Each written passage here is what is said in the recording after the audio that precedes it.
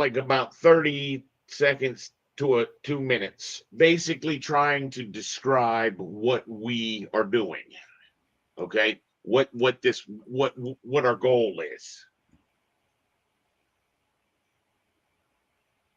so that every one of my videos then has that intro. But hopefully now I'll get a notification here in a couple minutes that's going to tell me that it's live and on YouTube. Do you get that same notification as a subscription? I don't know if I have notifications turned on. Okay. Oh, that's only if you have notifications turned on. I think I'm not. I don't. I watch my disc golf. Can you show me? Do you know how to turn the notifications on?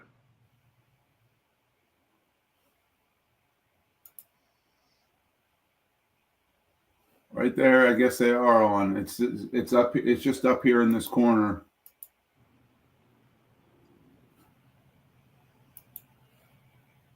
And what do you get for a notification? You don't get an email or something like that? No, I don't think so. I think it just. I really don't know. I've never had them turned on.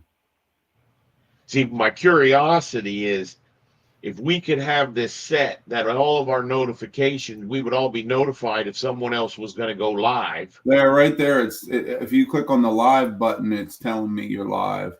Right. And if you went to that right now, it should actually be showing you. Right? Yeah. What I'm curious, instead of me having to send out these emails, if you have that link. See, because if we go back to mine, over here is the chat, right? The comments. You got the comments, and you got the private chat. So right there, Tyler said that 10:30 on Saturday, is this recorded? We thought it was recorded, but it wasn't recording. But my thinking is not just in the private chat. So you wrote test, but I did that through YouTube. You did that through YouTube. Yep, and it does show up on the StreamYard.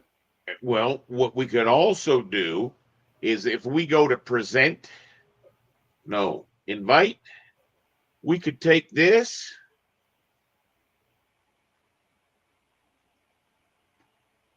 and we could paste that in there.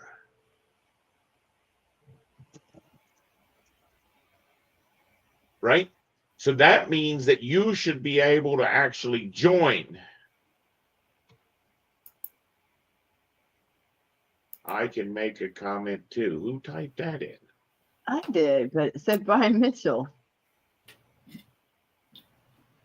That's because that machine somehow is logged on as Brian Mitchell. That link allowed me to get to the StreamYard entrance, but I'm assuming if I click on this, it'll kick me out of the other one. No, it didn't. I would bet not. I would bet not. At the stage. Okay, I'm sorry. I took you on and off. You're doing that. Okay. Cool. Now there's actually 2 Erics on there. That's crazy. Oh, and 2 Misties. No, you didn't join a second time. Oh, I have 2 Misties showing at the bottom. Yeah, one is your screen. Mm-hmm. And one is your video camera. Okay. Now, I have a question. If you're looking at my screen, do you have this button right here? Is that in StreamYard or is that in? Yes, I have it. You have that one, because see, that was one that I added, and then there's this one where it puts us across the top. Do you have that one as well? Yeah, it looks like it. Okay, because I had to actually go and make a new layout, and then I made a new layout where you add items, the dynamic grid, the camera, the media slot. You could tell it where that stuff's going to go. So where your pictures are going to go, and we can play with that a little bit more. I just wanted to understand how the StreamYard was actually working. So going back to where my thinking is if each of us in the morning, we just go through these Revit user groups. So I had already started playing. So the first one that I got to was this one here, which hopefully is not going to stall out too much. I want to get out of these as soon as possible. Ironically, you know what, Eric, how about you just open them? Okay. Then I can actually do the driving. I'm going to close all these guys out. We're going to share your screen. I'm kind of just watching because I'm still a little lost, so I'm just gonna. All right, so if you get to the first topic, now what I was doing, Eric, is I was just using the control and opening that first one, then it opened it up on another tab. Okay. Yeah, go to that one. The interior design, workspace, work set, or separate model. Right? And that's where I said I just did a control. See, you know what it probably is? You probably have some kind of ad blockers running, don't you? I have 2 ad blockers running, but one of them I don't have any told, running. That's why I'm getting it, because I don't have any ad blockers running. I was told one of my ad blockers is no good anymore, but I'm assuming the other one is still functioning because yeah, I'm not getting any of that stuff. All right, so read that question right there. We are fortunate enough to have that right there. Yeah, what they're talking about is they are now going to do their interior design. Should they do that in the work sets or in a separate linked model? What are your guys' advice? I think the interior design should be a separate model because just the weight of that interior. There's so many small details, right, in that interior design. Maybe I don't know. I'd agree with that. What about you, Eric? That's what I'm thinking. I'm just trying to see if they're saying what they're all doing. If you read those and see, that's where my thought is. Did you ever load that read thing? Yeah, I have the it. extension. So why don't you just let that shit read out to us? So what do I do? Just highlight it? Yep. Read this page. Interior design workset or separate model. Interior design workset or separate model. September 29, 2011, 9:23 p.m. We are fortunate enough to have hired an in-house interior designer at our firm, and we have her set up on a separate workset on her first project. We have not had any earth-shattering issues. However, I am starting to wonder if I should set up a separate linked model instead, as all our interior sheets are separate anyway. Looking for pros and cons. Thanks in advance. Tags. I'd say John. Jason Nider. You can hit pause. There's a pause button at the bottom. 2010. I'd say that him saying that the interior sheets are separate anyway would tell me without a doubt go to a separate file. It would make it even easier to set up your sheets, sheet lists, all that stuff, because then you don't have to worry about putting in a filter to tell it not to take AI, blah blah blah, or whatever. Right. But I would say, from what I saw from that question, I would say a separate one for sure. I mean, obviously, I'm not a fan of work sets either, so I would rarely go that route. But I know that there's times where people would lose their mind over that. So 382. Rain City.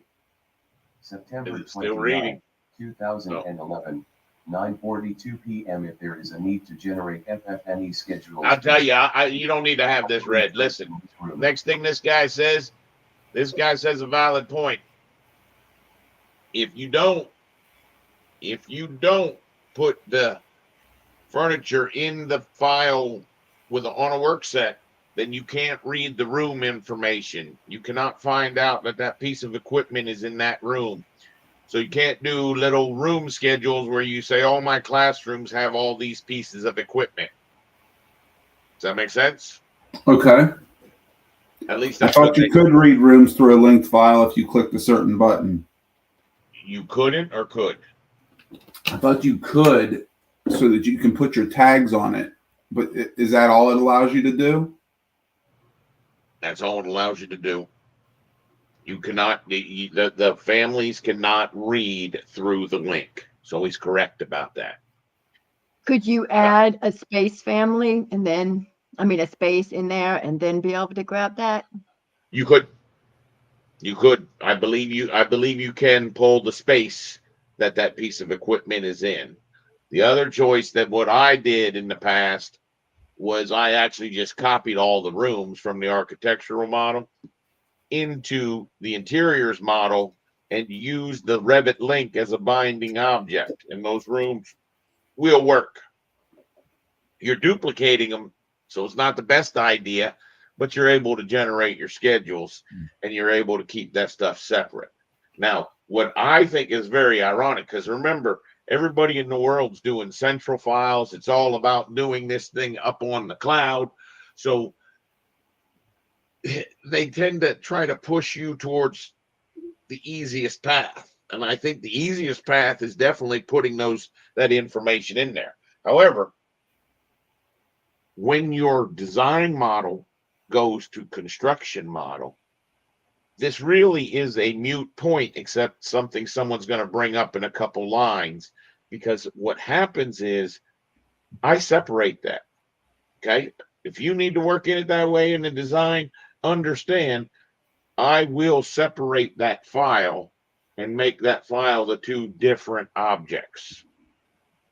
It only comes problematic if you're using wall hosted or certain type families that they go away. And we're going to try to resolve that as we go this month, show where that problem is. Because when you do that division, you should be able to divide any file very easily. So that would be the first thing that I would say you guys are sort of missing out on. Just because someone else has done it that way for so long, when you get control of the file, it should be easy for you to separate the plumbing from the mechanical piping, even though the engineers had thought it was best for all of that information to be in the same file. Do you both feel as though you could do that? Could you split any file in half?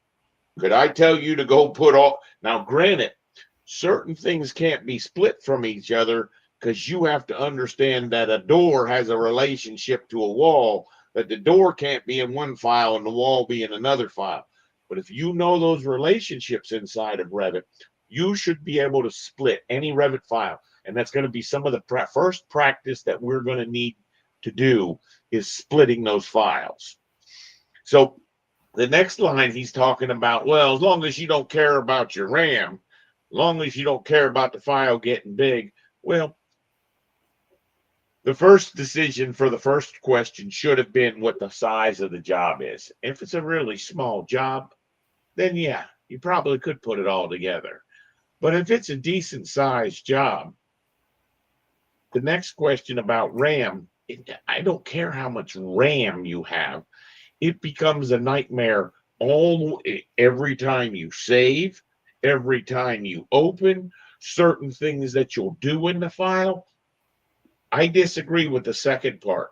Also, there's a lot of views that you don't want that furniture. It being in a linked file, granted, you can control things by their host, but it's so much easier to control it when it's linked, right? Yeah. Plus, you can unload that link if you're trying to do just your straight work. And you should be dependent on the fact that everything that's being done in the interiors is going to go to your file anyway. But the biggest reason that nobody discusses here is going to be when I show you how easy it is to put chair rails, crown molding, and base trim, finished surface floors. All of that information in your interiors is so much better than trying to put it into your architectural file. The biggest one being when we show you how these curtain walls work for your crown molding and your base trim, if you try to draw that curtain wall on top of a wall, it's going to try to have relations with that wall. So it's all really about those relationships more than anything when it comes to splitting the file, but it's also about those relationships is why it's actually better to have this file split. So if we go to the next, what's the next response? I think he says he will never go back. It's work sets all the way. Okay. These are mostly design people. I'm not saying these people aren't smart, but we will quickly see in one of the next posts that we get to that these people are in the design sector for Revit. They're not looking at things after it goes out for construction. They're not worried with the files anymore. So this is really bad advice for the majority of the work, because we've all agree, maybe we agree, you guys have done design and you've done BIM coordination. Is there more work in design, or is there more work in the BIM coordination phase on a building? In other words, does it take more to draw it to make construction documents, or does it take more to draw it to interference check? And Are you talking about outside forces? Because I would say design if you're talking about outside forces, because you constantly are getting, oh, we need to swap this, oh, we need to swap that, oh, this need, whatever. But you think I you think you make more changes in the design sector than you do in the coordination sector? I would think it was the other way. I would absolutely think there's much more work in coordination at the end of the day on that Revit project than there is. And I would even go so far as somewhere around 5 to 6 times as much. Okay. Keep scrolling down. Let's see what the next guy talks about.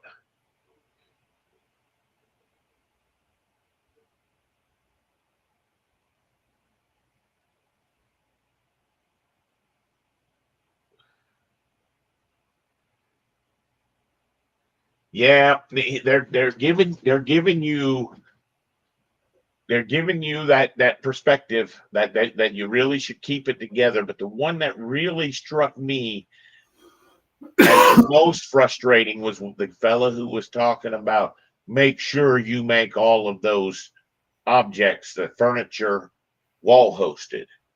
Keep going down, you'll see. It seems like anyone that uses a lot of work sets and wall hosted stuff are more rookie, and they're coming more from AutoCAD, at least the work sets. So, but they help work sets. No, I think the work sets are more coming from people who are forced to work with multiple people on the job. And you're trying to get someone to assist you on the job without giving them control of the file. And I'm sure by the time we're done talking in 3 months, we're going to find out that's not our objective. Our objective is to make one person own the file. You can still get help in other ways. Keep scrolling down. I think there was a couple more answers.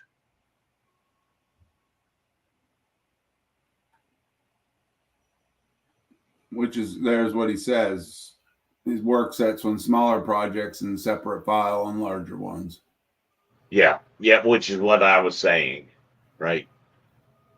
In the past, the jobs that I've worked on most recently, the work sets were put for the links that were coming into your model. They wanted those on a work set so they could turn those off before they actually opened the actual Revit model. So it opened faster. And people who turn things off with work sets, that's not what work sets were for. That's just, I mean, you can do that with the link. When you link the file in, couldn't you put the link on that work set? So you're basically doing the same thing.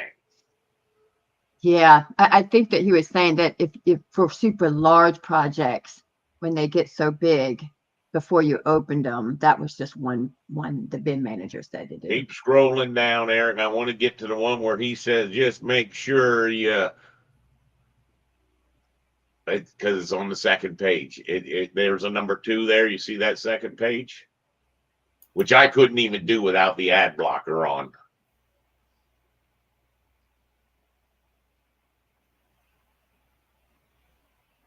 And scroll down, see if there's one more response, because it was one of the last responses. You see Yeah. that? It shouldn't be a thing anymore. Yeah. Right. Okay, maybe I was wrong. It must have been one of the other ones that I looked at. Everyone leans towards putting that interior that furniture in with their model. Here's the one thing that no one discussed. If you do your interior model and you do your architectural model and you have them split, which one's going to be bigger? Which one would you guess to be bigger? Probably your interior model, because of your families are going to be Right, the bulk. right. Plus, it's trying to do different things. There's no doubt that I would not. And you see, that's where I'm saying, for us to have a discussion of 3 people on these issues and include that link back here to this post, right? Because did you ever spend much time messing with discussion groups, either of you two? I 'Cause I'll spent tell you, time that's looking how I for learned the information on software. them, but never really replying to anything. You tried to pick up information and occasionally searched. Yeah. Well, for the next 70 days, every morning, I want to start out by going through the discussion groups and seeing what we could advise people of. Now, obviously, we don't want to take 20 minutes on each one. So close that one and go to the next one. We're going to go down the list for like the first 10 that I reviewed. Show me your next one. No, I don't even need, well, Misty might want to discuss that one. Link point cloud into Revit. Do you have anyone, you want to give any advice? I don't do point clouds. You know, it Let me was see. quite Let's see a what he's big. asking. Let's see what he's asking. If a point cloud is loaded into an existing Revit model and does not align with the model geometry, does it need to be manually repositioned in Revit to align? If the same point cloud is being used in multiple consultant models, do all of them have to make the exact move? I see that the origin can be changed in recap. Is that the best workflow? What happens if new scan data gets loaded into the RCS file? Is there a step I'm missing?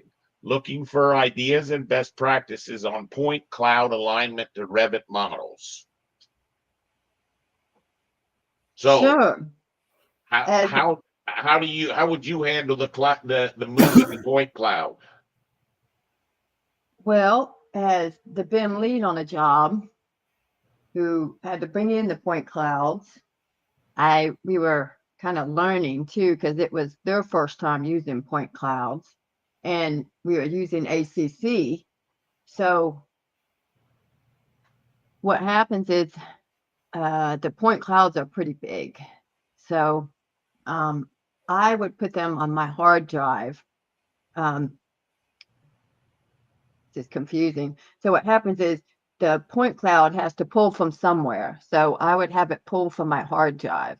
But like this guy is saying, you really want you should really have one point cloud for everyone to use, because everyone shouldn't move their point cloud wherever they want it. So my goal was to use one point cloud that you could reload when you wanted to see it and turn it off when you wanted. But it was really important for me that no one moved the point cloud. Otherwise, everyone would be drawing in a different place. So, All right, give me a second. Give me a second.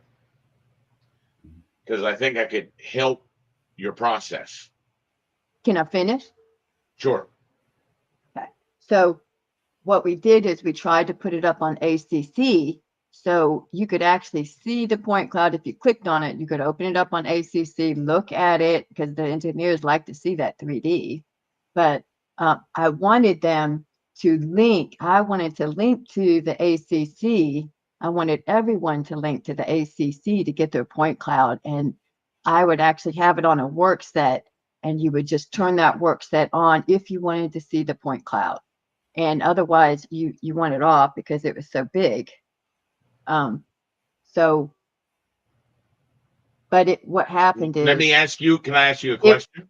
can I tell you my problem and finish first? So what Sure. happened is I had everyone going, linking to the ACC and downloading, but as soon as it linked and came down to your machine, it went onto their hard drive and blew all their memory away. So it just wasn't working. And the other BIM lead wanted to just everyone have it on their own hard drives. And, but I still wanted one. I didn't want everyone to have their own. So we still had to share the same point cloud, or I positioned it and then they just turned it off and on. I'm done. Sorry.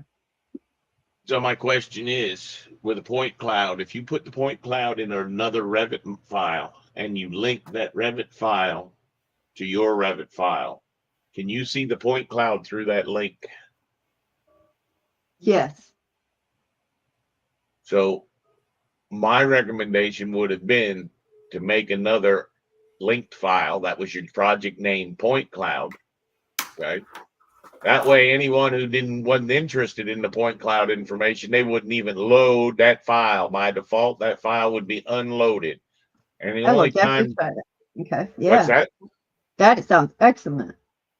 All right. Now, number two, if you're trying to get it so that people can see the point cloud, you should have been given it in like that Revit viewer window that Eric and I were looking at that we will discuss later today, because I do want to ask Eric a couple questions about that, because we may be able to use that. But in other words, I would then push it to Deluxe, Twinmotion, or a Revit viewer, the ACC cloud, so that everyone didn't have to have it. Eric, my question to you is, do you have a way to get that Revit file down?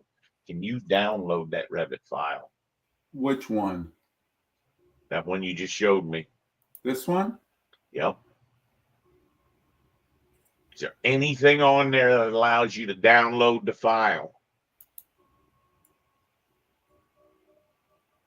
I do have a point cloud that we can play with, because I'm going to be playing with this later today. All to right, see if that'll what be you said fine. is correct. So, That'll be fine. I would love to do some playing with some point clouds, because I don't even know if that works or not. What I want to figure out, Eric, and we don't have to do it right this second, because like I said, I want to go through those discussion groups. But if there's a way for us to download that Revit file, which there should be, see how it's maybe you see where it says Autodesk Viewer, Summershack.rvt. Can you right click on that? No, I Download tried anything? Nothing.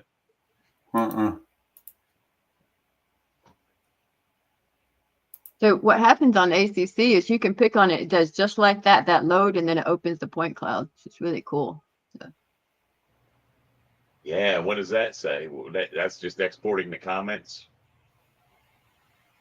That just exported a PDF of your markup Yeah. so that you could email it straight to me or to somebody else. Everything about that is looking very sharp. My question is, why the heck why can't you download that file? And if we can figure out that you can, which you may be able to, that would be awesome. All right. I think we covered a little bit about the point cloud. I don't know that much about point clouds. I'm not really sold on them, but Misty, do think about why not? Why wouldn't you just make a linked file with that point cloud in there? So, because then you're not burdening your file with it, possibly introducing errors, because we know that Revit does introduce errors when you start bringing more and more imported files into it. But I don't know if that point cloud will read through the link. Go ahead back to the next one, Eric. The next one I think was the unjoin command. And it's not a bug. What he's saying is if you have three objects joined together, and It's possible to unjoin one element from another in Revit while keeping it joined with other items. all right, so here's what he's trying to show you. He went, let's see, in this one here, I went to a 3D view. If you take this object, so if you spend the time joining this with this, this with this, you'll notice that okay, what he wants to know is, can you do an unjoin? You'll notice that when I unjoin this, it says what he was going to was unjoin and held this, removes a join between two or more elements. And what it really is saying is it removes it from joined to anything. So when I select on that one object, it was joined to this one and joined to this one. It unjoins it entirely. So Cool. I didn't know that. I always tried to pick a couple things because I didn't know when it joined to. I didn't know that.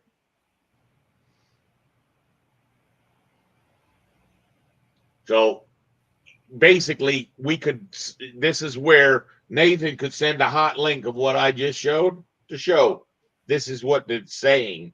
It's not what it's actually reads. It's not how it reads.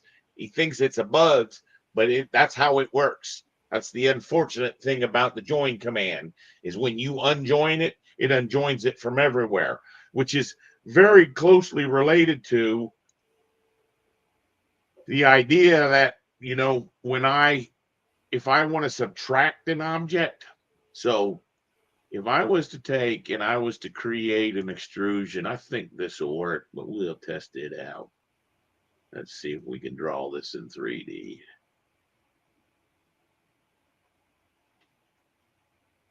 Now, you'll notice I did this as an extrusion, as a solid extrusion. The thing being, now I could come back in and I could change it. This is the process I always recommend to people, is don't draw things as voids, and I'm going to show you why. If we then cut this from there, we'll see it only cuts that out of the one object. And then I could come back and cut it out of the two objects, or cut it out of all three of the objects, right? The problem that happens is when you do that as a cut, create as a void extrusion,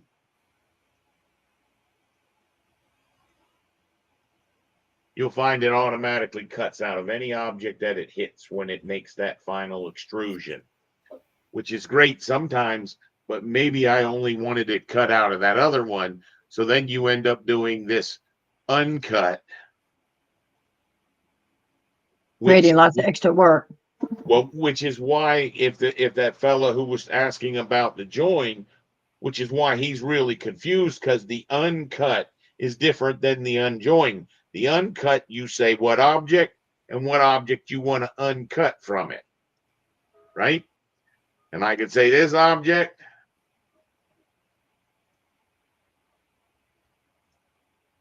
Now, so that thing is still cut, I believe, by one of the objects. He's still cutting one of the objects. If he wasn't, you would see he would turn into that orange color. Does that make sense? Mm-hmm. So even though it didn't look like it was cutting anything a second ago, which is where you get into the problem. So what he's having a problem with is, if that's how the uncut works, he would think that that's how the unjoin would work, that he would say, I want to unjoin this from the one object, but it unjoins it from everything. Does that make sense? Mm-hmm. So back to yours. Let's get us to the next one. No, that one there, you can look at it. It's actually gonna be funny. I'm just gonna give you a quick synopsis of it. This is one of those ones. Still, Autodesk hasn't built in a tool. Okay, 5-10 years later, after all these other companies have written add-ins, and that's what you're gonna see. There's the CTC software, which is really good stuff. Scroll down. I actually like this guy's answer is a very good answer. The primary use would be to place on sheets in place of schedules that it cannot generate in Revit. So he's saying, well, what kind of schedules are you trying to make? Maybe you shouldn't be bringing them from Excel, which is absolutely the truth. Now, as they start talking about these spreadsheet inserters, what they should really be thinking about, the next guy starts talking about Dynamo. You should be able to enhance the schedule that's created in Revit with the Dynamo, with the Excel information, which is done, I'm guessing, with Dynamo, but I know for a fact that we're going to be working closely with Jaffe on using Rhino inside to do that same kind of thing. So in other words, if that schedule is there already, but we want to put additional information into it, you could do that with the Grasshopper and the Rhino. Okay. Obviously, you can do it. If you scroll down, you're going to see everyone's talking about using different add-ins. Yeah. The next one, there's a lot of add-ins.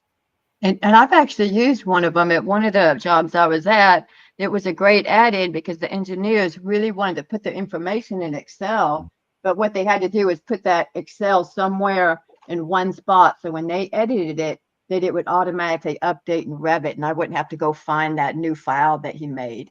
But it was very nice to have that in Revit and it update. I don't know if it was Rhino. It was just an add-in. I really don't know what the add-in name was. See, there's one there. It's called Plan Works Tables. Is at the very bottom of your screen, and I think if you keep scrolling down, that's all that they talk about.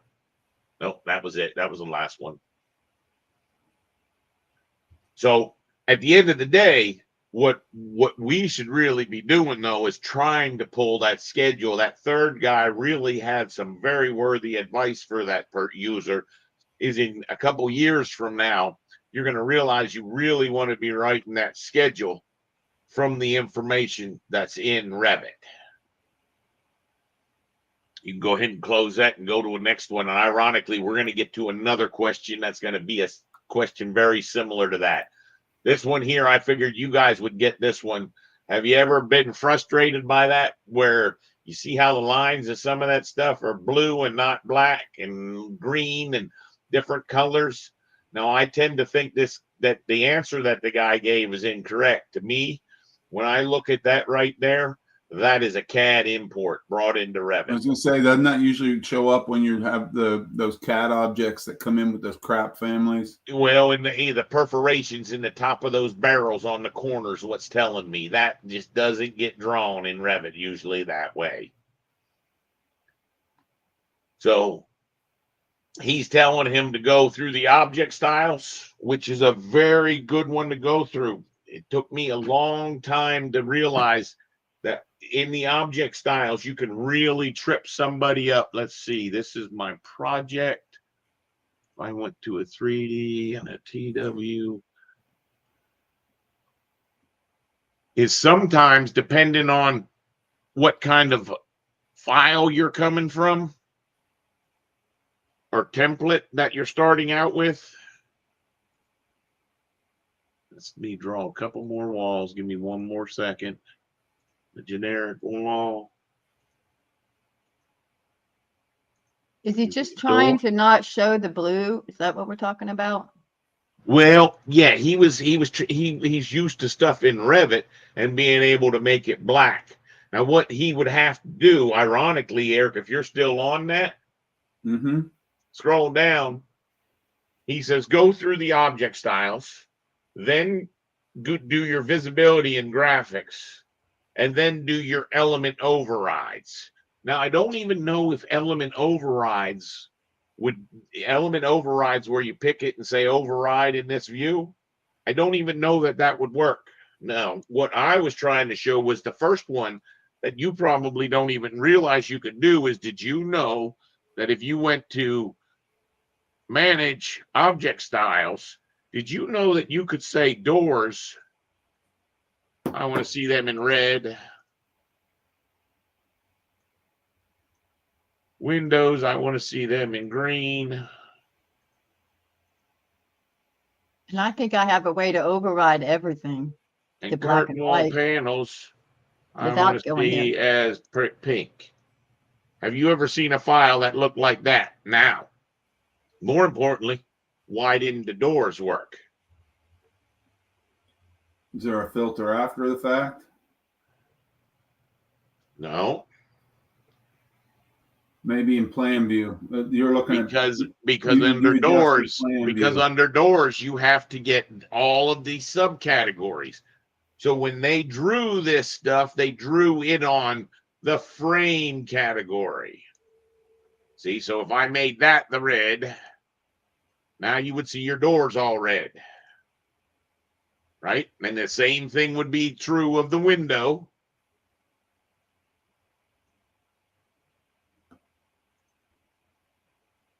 Is it's not that one. That's the container. It's all of these subcategories where they actually drew this stuff. That's what would need to be that green. And I'll use a dark green to show you. Okay. Now, what you're actually seeing as a black is not the window. If I hide, it's the wall. Conversely, if I was to pick it and do an isolate, you would see it's all green. Okay. So you got to understand there is something that looks like it's black there. That's what's actually cutting the wall.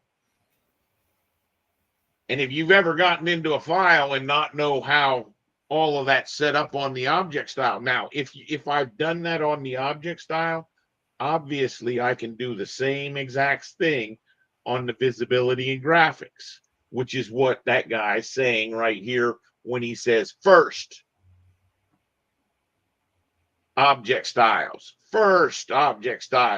then visibility and graphics. So that might be that it's been changed here on the window on my visibility and graphics of mine.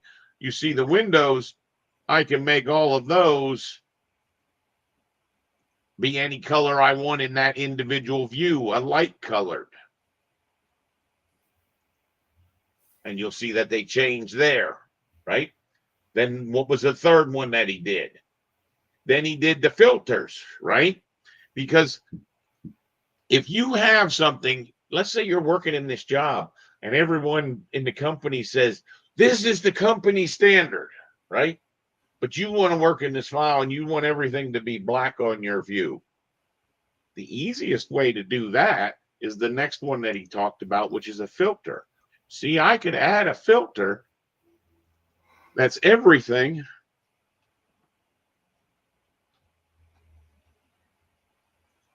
Check all. I don't see your right? filter. I don't see And it. then, oh, you're not seeing. Oh, I'm sorry. Still on I'm me. sorry. I made this view named everything, and I just checked on everything. When that happens, Misty, and you realize that I forgot to share my screen, you just click on my screen and push my screen up next time, okay? But see, I could take everything in this view, and I could make it all go black. So this can be very confusing because a person could go into VV and come down here to Windows and say, I don't understand. All of my windows are supposed to be that color. Or they could say, I could go to my object styles. And when you come down to Windows, it's not that cyan. You would see they all think they're going to be green. But what color are they really? See, so that was where that guy has a very valid point. You have to understand one, object styles. Two, Can I go ahead. can I give a little bit of an explanation too? Sure. Okay. So what happened is when I got into this job, I have my structural, my mechanical, and I'm in process. So I'm drawing pipes just like plumbing. And in 3D, everything's colored. But when you go to your hidden view, right, because your plans are normally in hidden view, not shaded. So in hidden view on all my sheets, I would open up their file and I would see 20 filters, one for pipe, one for duct, one for quick, everything. And so what I did is I just deleted all their filters. And what I did is I wrote a new filter and said, where I needed my work sets, I said, because I had to have my duct or my pipe on process work set. So I was able to make all the other disciplines black and white and yet keep mine stuff dark, because I wanted all their stuff light too. I wanted it gray. I wanted my process to step out. And I Right. wanted all their stuff to be gray. So what I did is I did that exact same thing you did. But what I did is I said, any work set that doesn't start with process, make it gray Yep. or make it. And so that's how I As did a it. filter. As a filter. Yes. Because Yeah, everyone, because we wanted to print the sheets in black and white. We did not want color, but we did want our border to be colored, but we didn't want the plan and the sections to be colored. Right. So it was I was shocked that they were still using 20, 30 filters just to make things black and white. So, That's common. That's common when you first learn about the filters. You use the filter just to do a little bit. The filter is one of the most intelligent tools there is out there, right? yeah. Now, the sad part is, what's the last one that takes the highest priority? The element override. So if I go back to my screen, you're going to notice, even though I've said everything is supposed to be black, if someone went in and went right click element override, now they do sort of make it tough for a person. They hide it underneath here. But if they were to say that that was purple, and okay, you would see that it would come in purple. So it's not coming in from the object styles. It's not coming in from the visibility and graphics model style. It's not coming from the filter. It's coming from the element override. So it's sort of a little bit counterintuitive. They take the most intelligent. The first one makes sense because it's the most global, your object styles. The second one makes sense. It goes model tab, then filter tab, then import tab, if those are drawing imports. And see, that was what he was trying to explain. If that is an import, you could override all those colors underneath. And you'll see I don't have any imports, but right here, you would have to hit the plus and you would pick all the colors and you could make them all go black. Right? Yeah. What he didn't explain was, if I go back to Eric's, if you do that in the visibility and graphics, it's only going to fix it in the one view. But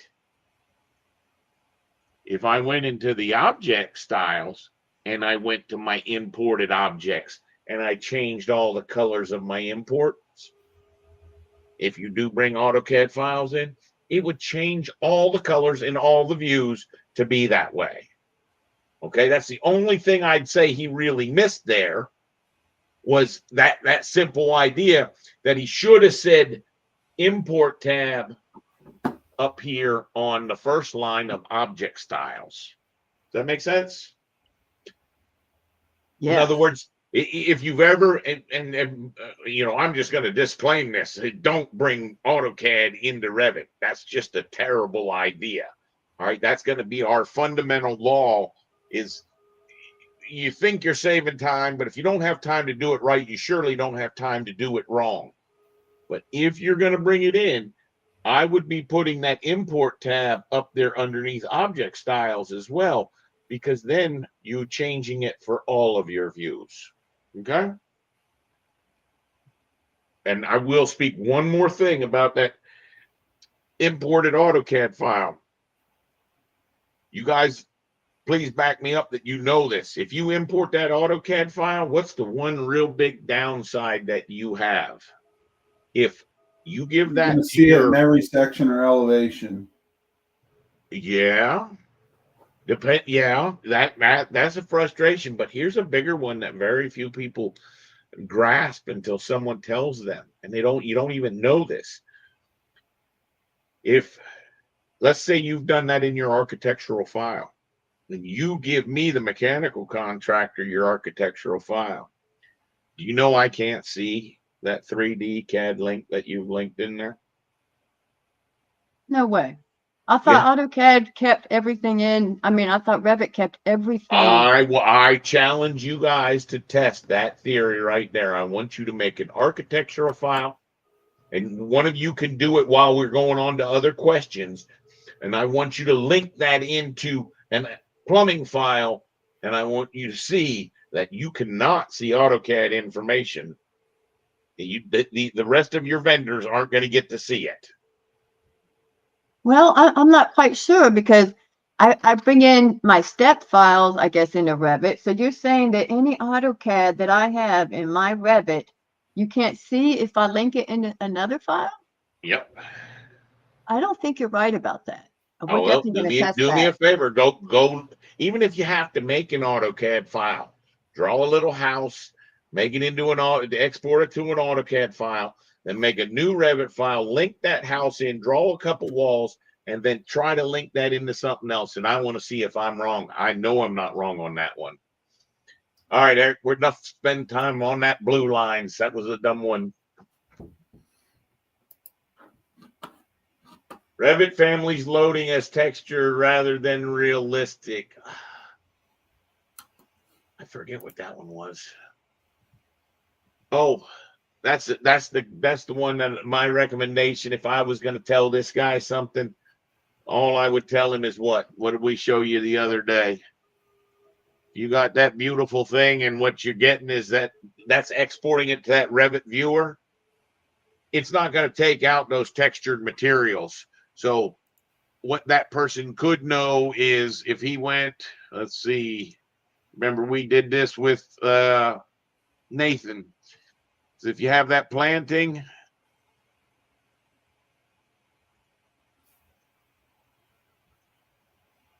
and it's not the greatest of fix, but at least it doesn't look as bad, is if you just put a material on those guys. So ironically, it goes back to the question that we had earlier, which is the object styles. If I went down to planting,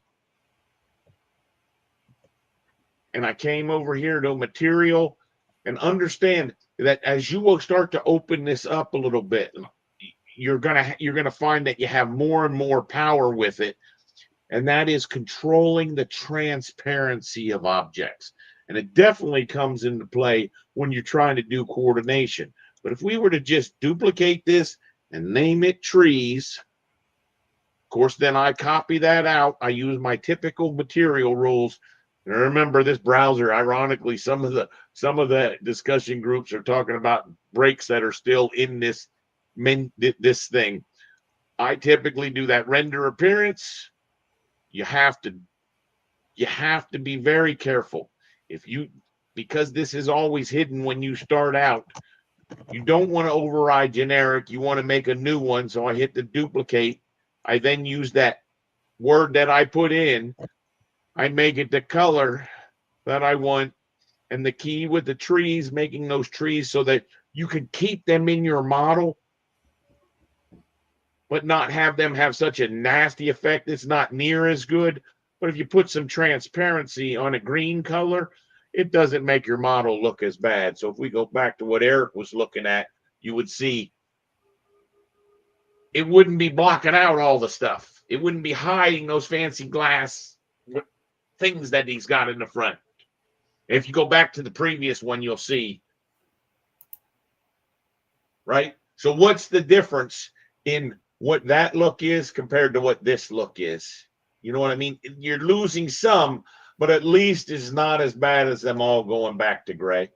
That would be my response. And I think he just said they look like RPC content. They are RPC content, aren't they? Right. Which, as far as I know, only show up textured, rendered once. So this guy should really get that answer right there, because he'd be like, yeah, it's not exactly what I was looking for, but it's a heck of a lot better. I think he even says he's a student. Yeah. So that would be a great response for that one. That would be one of the ones I would love to put up there, because I think then the idea is, that's why I think we need that 2-minute trailer coming in, so that everyone understands what we're trying to do with being here as a group. Okay, I'd really laugh my ass off if someone joined our group while we were on it. Because you do understand, Misty, if you went to look at the comments, we put that StreamYard in there. Anyone who was watching this on YouTube could pop up right now and say, let me share my screen. We could walk them through how to share the screen and we could actually help someone. Go ahead and close. And I'm hoping before 90 days is up, that's what we're going to get. This one I loved. I want you guys to give me the answer on this one. I'm gonna stop talking for a second, take a little break, see what you come up with here. I've not messed much with parts and assemblies. The only thing I've done is hangers with them.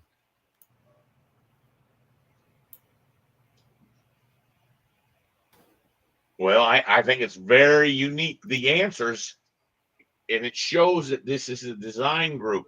Because what they're going to say is you really don't. I mean, he's wrong. You don't ruin it when you make it into parts, which I can show you a little bit about. Why won't it stop? I don't know. You can just close that read me thing.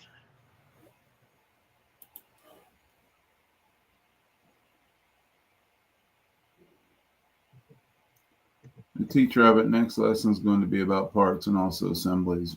The problem is that we never use those two aspects of in the architectural field. Zero experience. So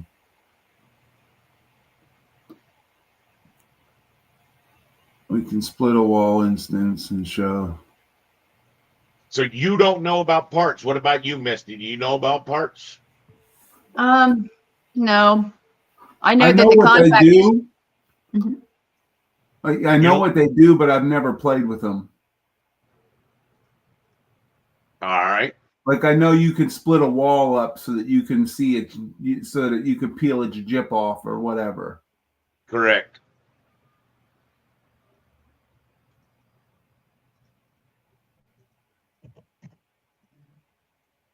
And assemblies I used a bunch. So check this out.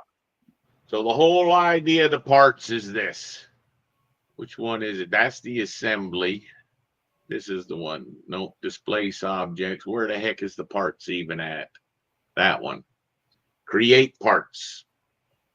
Now, you think right now that you broke the wall because see, now you could take this object and you can then divide this or exclude this. And usually what you're doing is you're dividing, editing this sketch. Does that do that? No, I have to draw across it.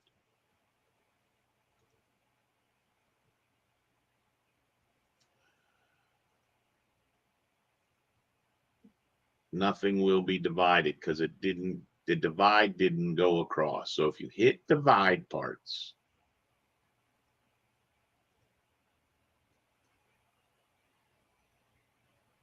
so I can take these two pieces, right? It's going to do both of those pieces at the same time. You then say edit sketch, which is where I'm confused. I'm wondering if it's going to the plan view. I went here. Yeah, see, it must have done that in the plan view. It's doing it down here. So if we were to draw the line, I think the line needs to go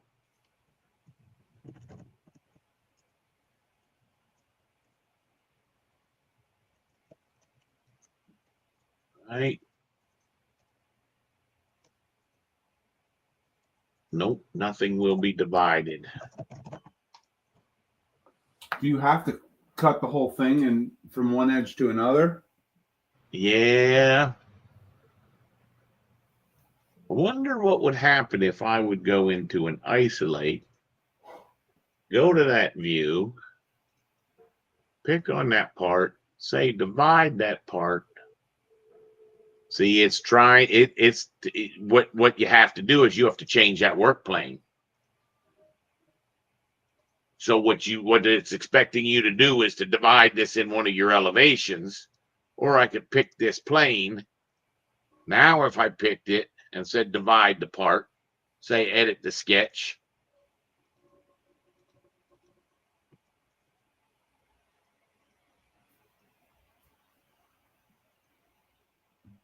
Nothing will be divided. It's still trying to divide that in the plan view. I think you're trying to split the brick down the middle, not on the face. From the From the top, top? maybe. From the top is what I think it's wanting to do. Let's try it again. Divide the part. No appropriate views exist. Maybe because you switched that work plane. Probably. And you know what? I don't think you can use the object that you're actually on either. All right, so if I set that to be the plane and I pick this and I divide parts and I edit the sketch and I draw from there to there and I say finish and I say finish, nothing will be divided. That's so bizarre.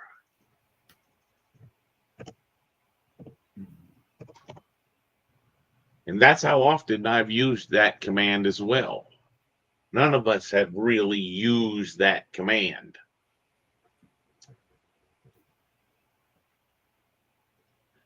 I used it on one project, but what the one guy was saying that was intelligent that I didn't know is you can actually turn the visibility graphics off and come down here to parts.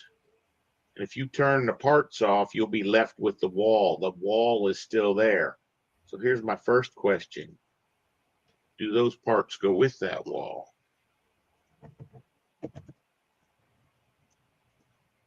They do. All right, so I'll have to do a little bit of and let's look into it, because I do think there's a benefit if you're trying to show someone. It makes a really cool view. I just am not remembering the exact click sequence. You divide the parts, you edit the sketch, you set the work plane, pick the plane,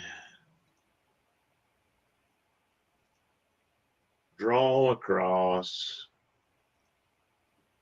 Now I believe it will work. Nothing will be divided. Does that division have to be even longer? Wonder. Let's see. Edit sketch, set the work plane. Oh, the work plane's already set. So if I drew extra, would that do it? That did it. So you don't want to end at the intersection. And then the idea is then you can take this guy and exclude this part. Then you could take the next layer of your material, right? Your next layer, you could divide it. You could edit sketch. You can get fancy here. You can come across here and do something like that. Finish. Finish.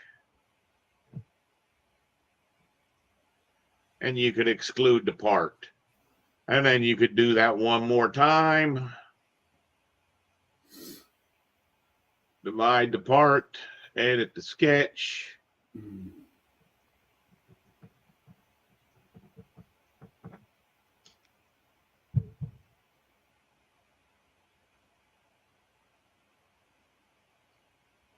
So, my first recommendation. What's that? Go ahead, Misty. Oh, she said be right back. So, Eric, the idea is the benefit of being able to do this is now you can cut your wall up and the same thing can happen on a roof or a slab, so that you could detail that information. So if I was going to be using parts to make a 3D detail in a project, my recommendation would then be that I would not do that to the actual active wall, because then that detail is going to move around on you. I would probably make that on a design option or another phase, whatever game you're going to play, to putting the information in there. But at the end of the day, you just don't have a high need for them. What happens if you shorten that wall right now? If I shorten that wall, that's a good question. So, in order to see the wall, you have to turn your parts off. So, if that's true, we could, wasn't there a way to duplicate a view? Right there, duplicate the view. Take this guy. Come on, come on. Is there no way to get that to go? Frustrating individual. So we got the two views. We took this view and we turned parts off, we would see the wall. So before I shorten it, I'm going to go up higher. You would see, right? Those parts were still there. They're just excluded out.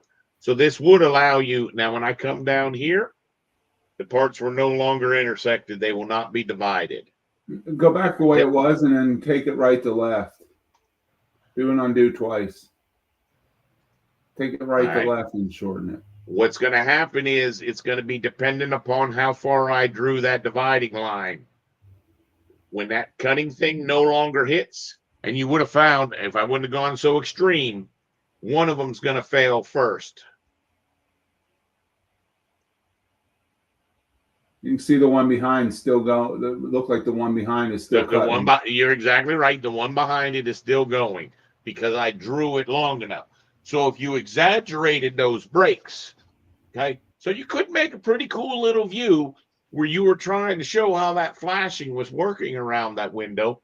I would say that it could be used.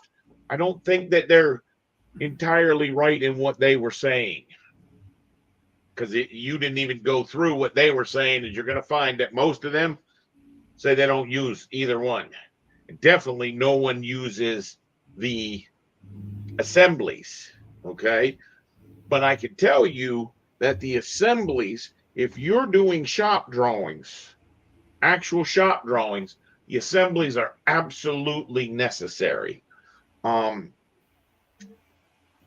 it. I actually wish I had given you these files because you could open them in 2025 or 4. I've got the files from Chris Carrera, and he uses assemblies to do all of his drawings. So we will be looking at assemblies probably later today.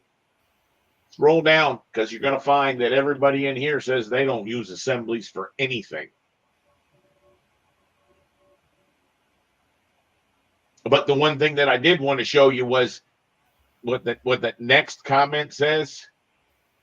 Because that guy at the end, he just says, I was zero help. You know, he spent the time to respond to all that stuff, but he really didn't contribute much.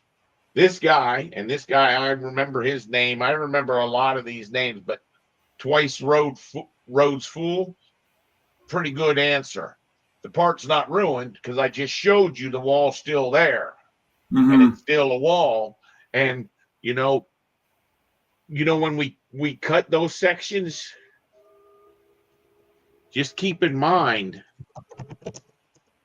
when we cut those sections,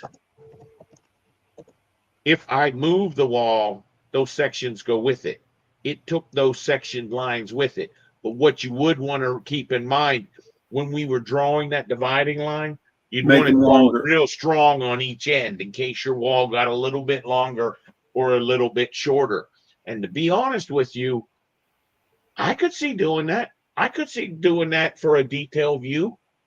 But keep in mind, those parts are only visible in that one view. But that doesn't mean that, if we went to an elevation view of that thing, let's see, level 1, right? And then that is one of these walls back here, which you can't even see because I've gotten too close to.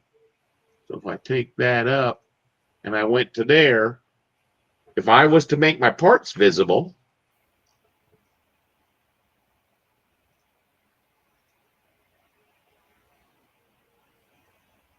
not what I was expecting to see. Didn't that 3D have that working right?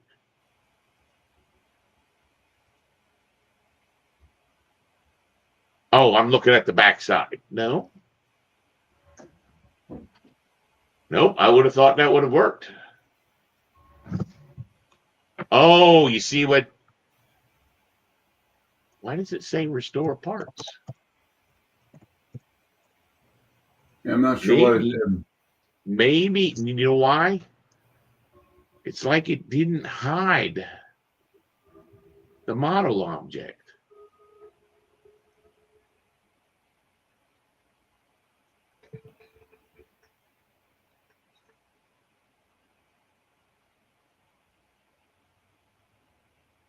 That's what it was like. See, I think you could actually make something pretty cool there and show that corner and show it in elevation as well as in plan. That might be something that we would do. So I would say the one spot where they probably missed is for a teacher. This is the most valuable tool. The parts tool should be so valuable to try to show the students how that materials are integrated and how what those parts of a wall actually are. And then the assemblies, I'm telling you, assemblies are absolutely critical. I know on that one project I did, 2 projects I did, assemblies are just unbelievably powerful for doing shop drawings and spool drawings. If you've ever had to do spool drawings for a plumbing job where you're doing the fabrication groups of parts, that's what an assembly is. Well, It that's is not essentially why we were doing the hangars as assemblies, because we were building them, and then as we would put the hangars for one sector or one floor on a sheet with the schedule, then he just sent that to the shop, and the shop fabricated everything. You know, gave the rods a little extra length so that they could be cut in the field. well, and if you look here, if you scroll down, all of them, when they talk about the assemblies, they're saying that the assemblies aren't like a group, in that if you make a change to one, it doesn't apply it to all of them. And I don't know that that's necessarily true, but that's not what the assemblies are for. The assemblies actually will go in there and say, if I've got this same thing built 7 times, it'll combine those assemblies automatically. And I think it does. I think it does, because we would have, 7 in a row that would be the same thing, and then we would have one that would have to drop down or whatever. Those 7 in a row would be the same, and they would be called the same assembly. And if you had to make a change to one, were you able to make a change to all 7 of them at the same time? As long as you made a change to the first one that was created, you had to know which was the first one. No, I don't think that's the way it works. We're going to have to play with the assemblies. But to answer his question, you definitely should be you should definitely understand how to use parts, and more importantly, assemblies. I think teaching someone, I still say, I think it's funny, because I think trying to describe to someone how this wall was actually built is done so much better by being able to see that. If I was going to write a book to explain to people how architecture, how the actual thing was constructed, I would think for your isometrics and stuff, this is so critical. And it really becomes nice when I wonder if you could do that. Can you put a wall, window in that? Okay. See, so you couldn't put a window in it, but watch this. VV, if we come down here and we take off the parts, and I bet this is going to look really cool. And we come back in here and we put the window in, and then we turn those parts back on.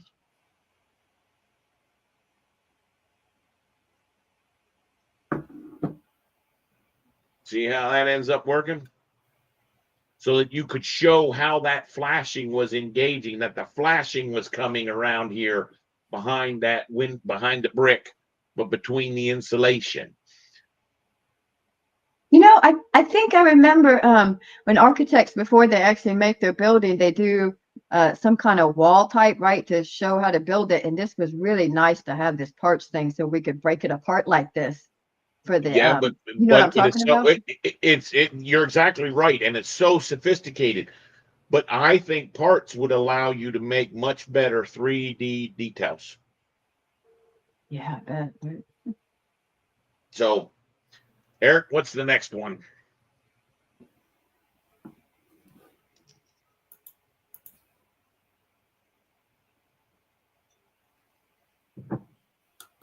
What happens if you want to schedule both furniture and generic models all in one schedule? The multi-category schedule. Multi-category. And then you see what he says next. He says filter it so that it's only looking for material or for generic models and furniture.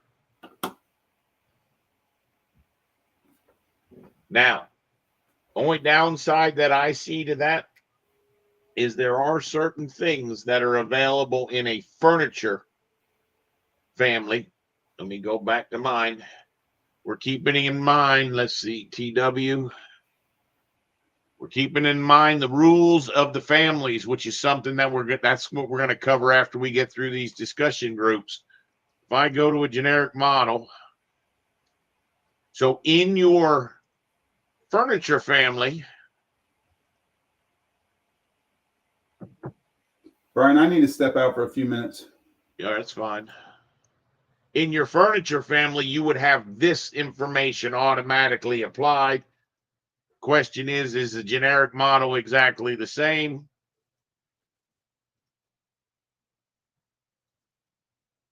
Oh, wrong one. It got really quiet. You let me know when my voice gets really when that noise comes on, Brian, that you said you I hear. haven't heard it at all this time. Right. The identity data is the same, so I don't think there's a real downside. Now I've lost Eric, so let me see if I can go to the next one. Not that one. Hey, the AutoCAD file, you're correct. It doesn't go through. It doesn't come through links. Can you show me that? Yeah, because all I did was woohoo, let me bring my file over. Can you see my screen? Yep. Okay. So what I did was over here, let's see. Okay, let me open it up. So what I did is I had this CAD and a model. Yeah. Oh, you just have So, one shape. no. Well, what I did is I brought in a civil road design. Yep.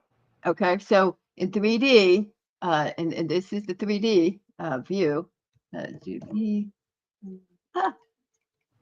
Okay, well, of course you can't see it in 2D, but I guess this is it. So let me get out of it. This is CAD and model, CAD and model. So when I came over here, manage links, reload. But I was actually in a 3D view. You can't see that in a 3D. You could see my box because I put a box around it. Yeah. But I bet in a plan view, there it is here, and you still can't see it. So you are correct that. So go to your Revit links. Oh no, go VV.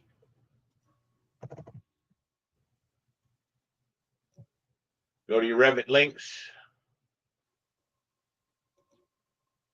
See where it says by host view? You have to make that say by linked view. Yeah, That's all that's you got to do. That's all you got to do. yeah. Any time that you want someone's exact plan and everything from an AutoCAD file No, or any file. That's correct. That's correct. But I'm telling you that will make it show up. See, it showed up. It's right in the middle of No. your green box. Yeah. So all I'm saying is sometimes you want to match stuff exactly in line type and everything. You could go and do it this way too with the I'm sorry, not that Agreed. one. No, I agree.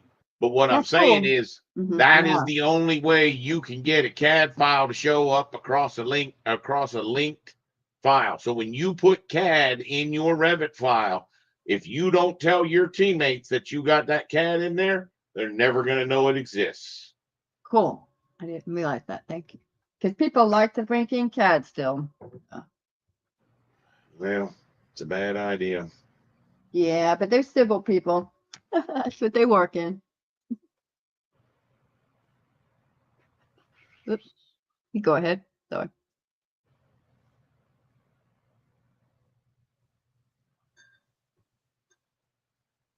I always learn something from you, bro.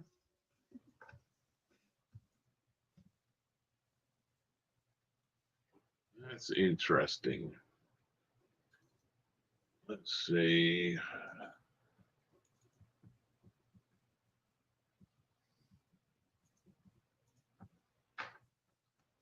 So if I go to files,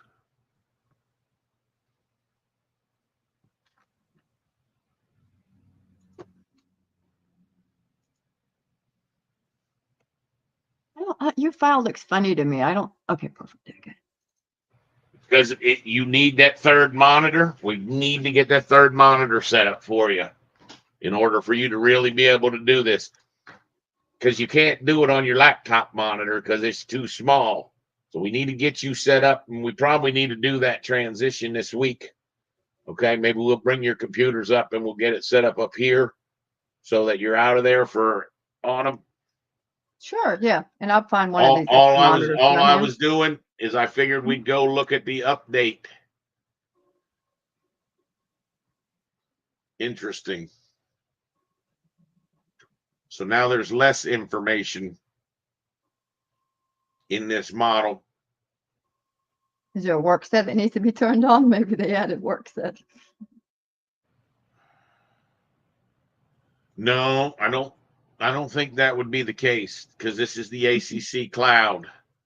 I'm just trying to go in here to see if Oh, they've resolved. okay. So this model does not look like it's gained much ground, at least as far as plumbing goes.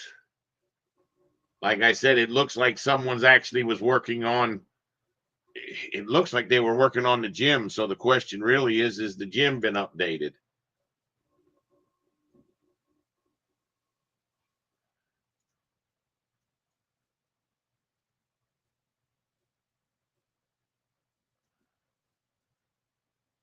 Yeah, I'm at least prepared for if that engineer calls today. Nothing much has been moved on the Blythewood job. So unfortunately, Eric's got his window. So let's look at mine. Would be this one. This is where it gets very difficult for me. I'm looking at Autodesk discussion groups. Wall Sure. rating using a filter gets broken by detail level. We'll notice that this post is like 4 years old. All right. What's that? Yeah. Raw rating. That's a big one for architects. Got to show that, the Well, 2-hour rated wall. the funny part is everything that they're talking about solving as a problem is not really a good idea. And the reason being, if your rated walls don't show up as something when someone links it into their project, how does your mechanical, how does your plumbing, how does your electrical know that they're penetrating fire rated walls, which we know that's very important to know that that's a fire rated wall. Remember, we just had this on the casino. So how are they saying do it? Well, what this person's worried about is when he changes it, that stupid hatch pattern. This was all about them putting that stupid hatch pattern. In the Let's wall see. type? In the wall type? In the wall type. See, he's got these hatch patterns, these cut patterns. They wrote a filter that said if it had this wall, to apply that filter. No one's going to have that except for the architect. I've never That done it makes that sense. way. Yeah, you showed us how to do it a different way. We actually pull it from the actual component. You pick a component in the wall that has that, right? Yeah, but more importantly, what an architect should do is they should be able to they should be making the studs, the structure of those rated walls, a color that is going to be hard coded to show up in other people's files. If this communication is never done smoothly when it goes to the mechanical, the electrical, and the plumbing, they don't know where their fire rated walls are. That's what I'm saying is the problem with this whole process. Yeah, because with the filter, you're the only one who sees it. Yeah. And that's a good solution to make your drawings, but it's a terrible solution to how you coordinate it. So let's see if this one, and what he ended up finding is that his hatch pattern was too tight. It was a model pattern and it was too tight and it was causing a problem. And all they did was go back and forth. Let's see what they got here for these two images. See, this is what they wanted. And making your walls patterned with that pattern is not a very good way, because if the scale's off at all and you don't have it look, it ends up being a nightmare to get this to actually work. More importantly, it doesn't tell your engineers and your engineers and your consultants where those fire rated walls are. So I would say that this has been a definite problem for a long time, and they don't really come up with a solid solution. Remember, they're just trying to get it to show up. I think that this image here actually showed it better. On their own, they're just trying to get it show up on their actually sheets. On their They're not- drawings. but they're not getting it to show up in the model. They're getting it to show up only on their sheets, correct? Yes. And Yes. they need it to be in the model so that anything you- that shows up in the model we'd want all the disciplines to see, which is important. It's really Yeah. important that the other disciplines know where those fire rated walls are. And people need to come to that conclusion. They need to get to that location where they got to realize, how are those fire rated walls? So the question then becomes, how do you fire rate your walls, right? So if I'm in, where's my plan view?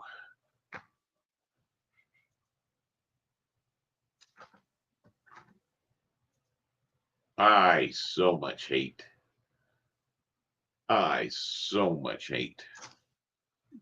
how Revit handles those tabs. You can't have a bunch of stuff open. So the question is, how do you fire rate your walls? Isn't the fire rating in here? No. I thought it was in the edit type and the type and the components of the wall, and that's where you can pick the pattern. Right here should be fire rating, right? Oh, Okay. Now, maybe just text. what's that? You just put text in there. You type something in, saying 2 hour. That's right.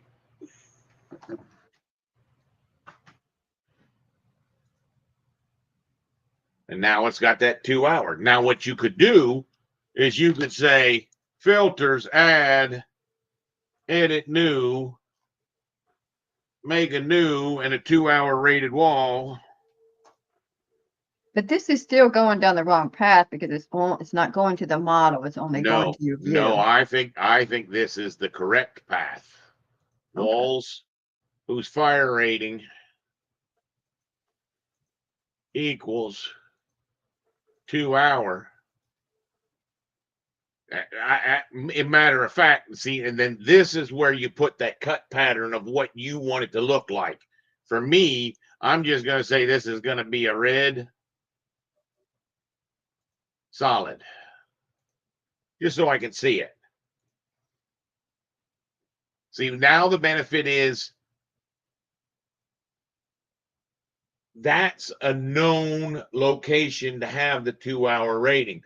So in my mechanical file, I should always have filters to say if that fire rating equals anything greater than 0, show me those walls, and then at least I know I got fire ratings. So in other words, that same filter should be over in your mechanical file.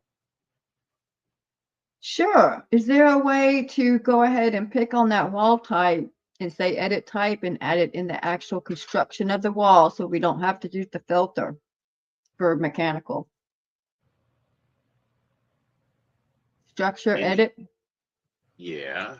Mm-hmm. You're And saying no by trying to put, category. Mm-hmm. Pick that. you're trying to put that material there. I don't know. Let's look. You can do that. Well, You can we can do do it? that. Can we see if a 2-hour wall is available to pick? I mean, it's been a long time since I've done this. Well, you're just putting the material. They don't going to give you a 2-hour. You would have to make that material with its surface cut pattern and put Could the you pattern find right something? there. Yeah, like Well, 2 hour. That's what I remember. The architects doing, grabbing Right. that 2-hour from that list. Yeah. See, there the benefit is if your subcontractors don't have this guy, they don't have that filter. Let's see. You're not going to see that until you go to fine or medium. And then you see what happened is that is coming. Let me make sure I didn't override the walls. I don't Okay. think you added a pattern. I don't think you added a pattern. Go back to the I didn't wall add a type. pattern. I didn't Oh, add a okay. pattern. Okay. No. All I added, So you don't think this is a better way to go? Because you're actually building the wall with the 2-hour and not adding a filter? Instead of solid fill, pick a hat. yeah, and let's assume you wanted to pick another hatch, but you see what I did is I made it so that it would be red. Sure. Now, if you've controlled it that way, like you said, that is a much more intelligent way to do it, because then when you link it into a mechanical file, you would at least see that red or Yeah. the 2-hour symbol or whatever the heck it was. Yeah, because I know that the mechanical and the architect aren't necessarily buddies, and they may not tell each other any information. Yeah, well, the big problem is somewhere down the line, you're going to have to buy smoke dampers, fire dampers. You're going to have to figure out where you're going to have to do that. And that has to be done early on for the bid for them to know where they need to buy those smoke dampers. Okay. So more importantly is what you should do when you link in a file. If the fire rating has any value, and we'll look at this on one of the sample jobs, and some when I start opening up some of the sample jobs, which I've got to, that's what we're going to do this week. I want to go back and revisit this fire rating because I want to show you. See, because it's these little pitfalls that can really trip you up, like thinking that the CAD information is shown, because that will happen a lot of times. You think you're communicating that information downstream, but right now it's really discombobulated and it's not working that way. Eric, are you back? Yeah, I'm back. All right, so we were this one here was all about the wall rating, fire rated wall. I'm not going to go through it again with you. Do you want to go ahead and share your screen and let's get through the rest of these guys?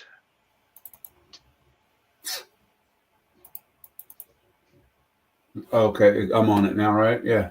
That multi-category one, that was it. That was all there was to it. What's the next one down the list? Let's do about 4 more. Don't care about the contour lines. What's it say? Read it just in case. This topo was generated. How do I transform this into a topo map?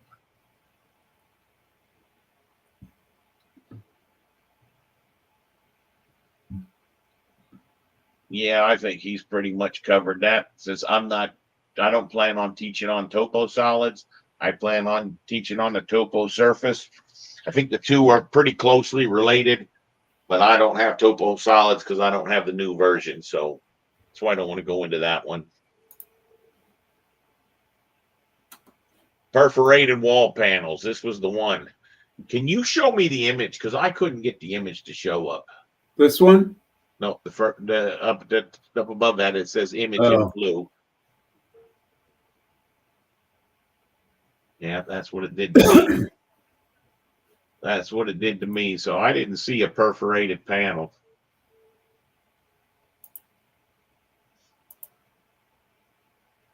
This think it- thing? I don't know if that was it or scroll down. I couldn't find a perforated panel. And who knows, it may not be out there anymore. If you go ahead and go back to the previous, close this tab.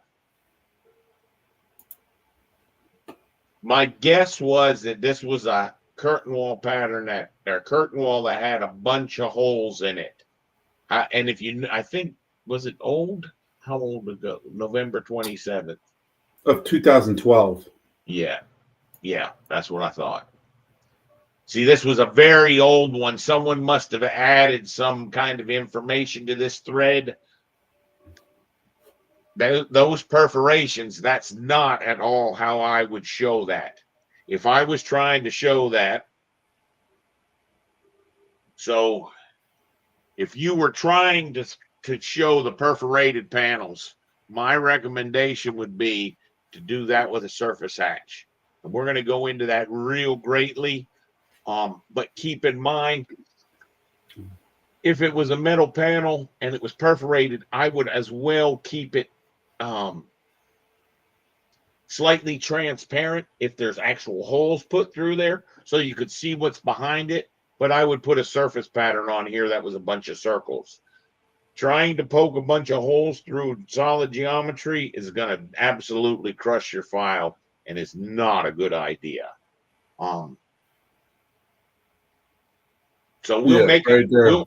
we'll make a perforated panel because we're actually going to get into that when we do that one that I was showing you the other day that we already reviewed the other discussion groups. So we'll come back to him, but let's go to the next discussion group. And we'll just do 2 pages just to get, and then we're just going to try to keep up to date. Rotating field patterns in a filled region. Well, these aren't even up to date. This is 2012.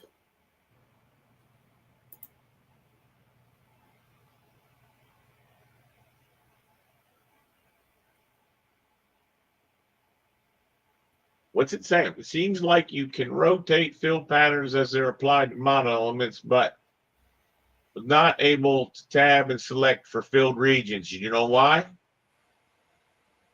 Difference between the mod, you can't do the line base, you can do the model base. Keep scrolling, see if they've got an answer, because I got an answer to this one. I'll show you this one. That makes them sort of worthless. What exactly are you trying to accomplish? Keep scrolling down. That's how we get our RCPs looking good. Wouldn't we remove that model line wherever we want it in the RCP?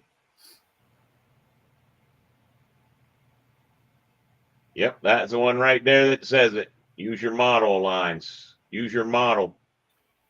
Here's your problem. I'm going to go ahead and go back to my screen. All right, so number 1, if I go back to this plan view, my question is annotate filled region. See what they're saying? Is they can't take those lines right there and tab into them and select them to rotate. But I believe if this hatch is a model pattern, okay, so we could actually just use that pattern right there. Now you'll see I can tab in and I can rotate. So the So it answer has to to that be a model hat. Model has line to be a hat. model pattern. It has to be a model pattern. Now, where they get frustrated if we came back here, right, they want to rotate that hatch. The only That's way hard. you can rotate that hatch, what do we got? Some insulation. This one here, rigid insulation. If we were to look at that material, this cut pattern, if it was, oh, I can't make it a model pattern. You can't make the cut patterns of walls be model patterns, which is the same problem why you can't get the fire ratings to work with a hatch pattern worth a damn. Yeah, know. that's really hard. Yeah, the rating when it turns to go They- the other direction. That's why, that's why the fire rating doesn't work as a hatch pattern in your family, because you have to have the hatch pattern written for the scale of your life safety drawings in order for those fire ratings to work. And then they don't show up in your quarter scales. See where I'm coming from? So it opened a nice problem, but everyone's sort of pussyfooting around from the fact that the real problem is you can rotate model patterns. You cannot rotate drafting patterns, but unfortunately you can't put anything but drafting patterns in a cut wall type. So that's the answer to that one.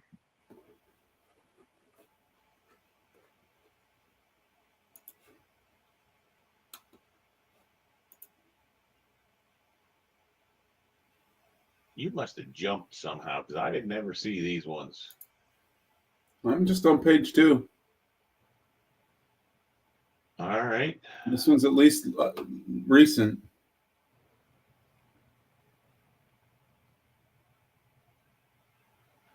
That really looks like that is the space, the subcategories that they're doing. There are additional fields in that section, in that schedule, that are hidden.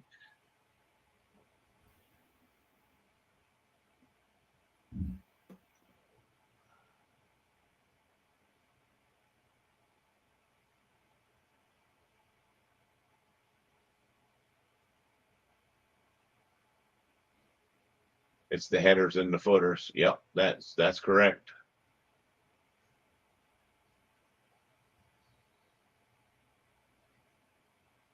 Is that all there was?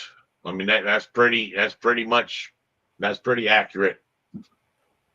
Let's check that MEP practices, and then we're gonna stop on this one. Oh, maybe not. We'll look at that next one. All right. Go back to that one. Let's read it.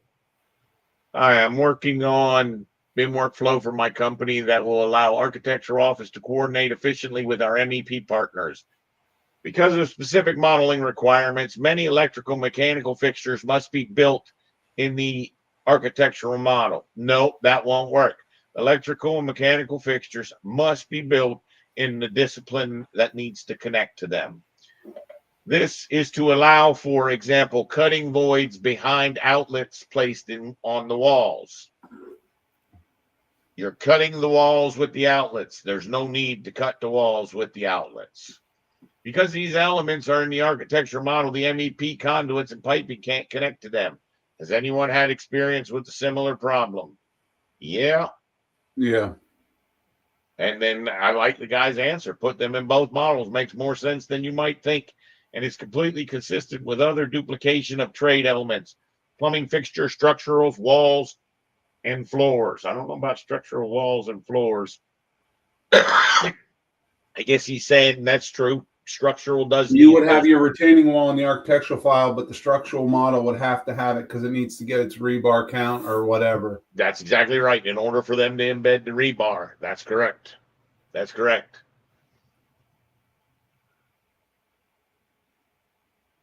So you suggest rebuilding all elements. If I understand correctly, that means there is no connection between the two models. So if the element is moved in the architecture model, it'll have to be manually moved in the MEP. That is correct. That's This would correct. be a serious amount of work for us. I suppose a Dynamo script could copy objects. No, probably not, because you're probably using a wall-faced object, and he's not going to have any wall in the electrical file, so we can't use a wall face. Plus, you don't want to copy the information that comes in updated, because then anything connected is lost its connection.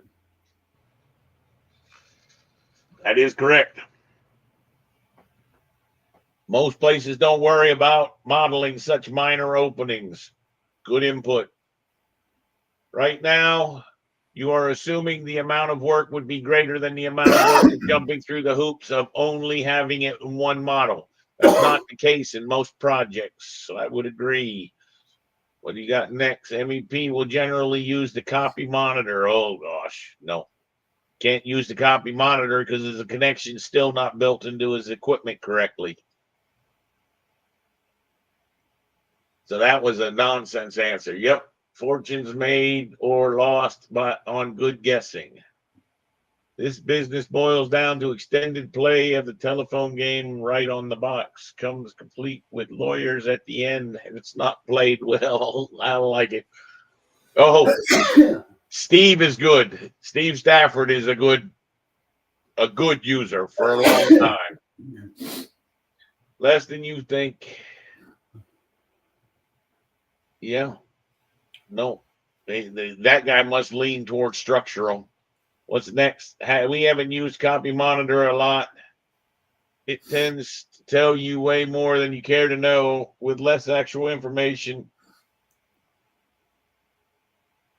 I noticed people use copy monitor a whole lot in my industry, though, especially with the grids and the no, that's what they tell me. I don't use copy monitor a lot. I don't use copy monitor. I like what that guy with the red and the blue just up a little bit. That's what he's actually trying to tell you there. What you should have is a view that shows you the R's in red dashed and so that you can see that the two line up.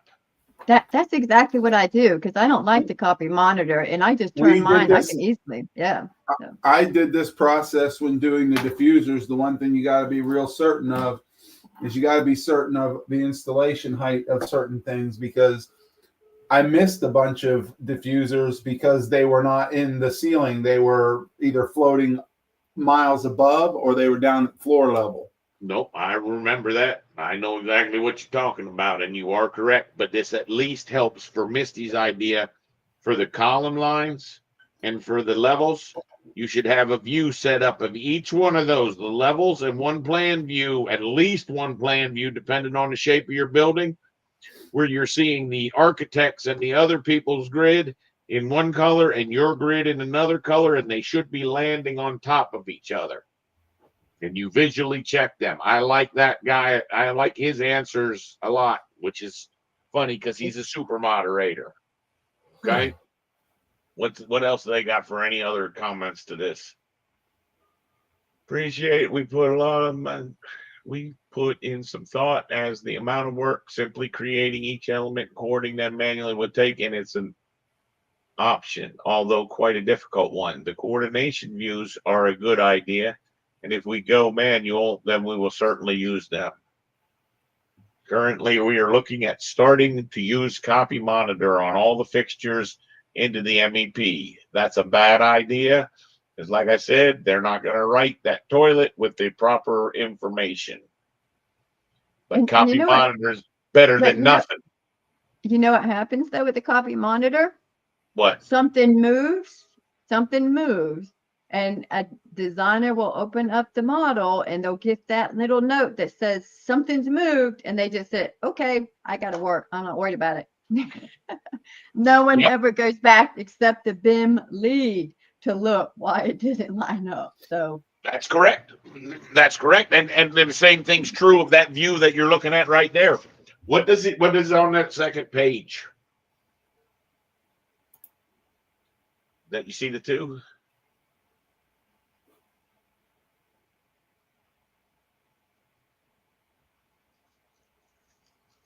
Interesting.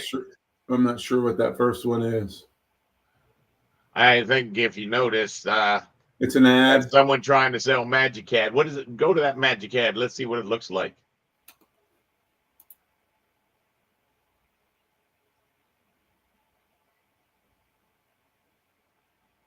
puts all the penetrations in. So it's not really about that equipment.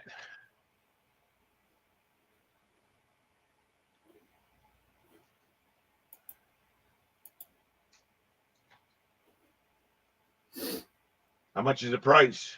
Do they say?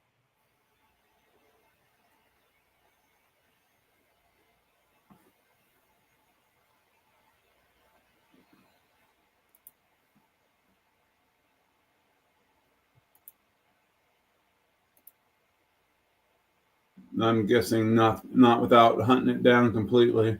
Yeah, I would imagine that you really never know, and they're probably always changing their pricing and trying to figure out. I'd be curious, but that, unfortunately, that's one of those add-ins.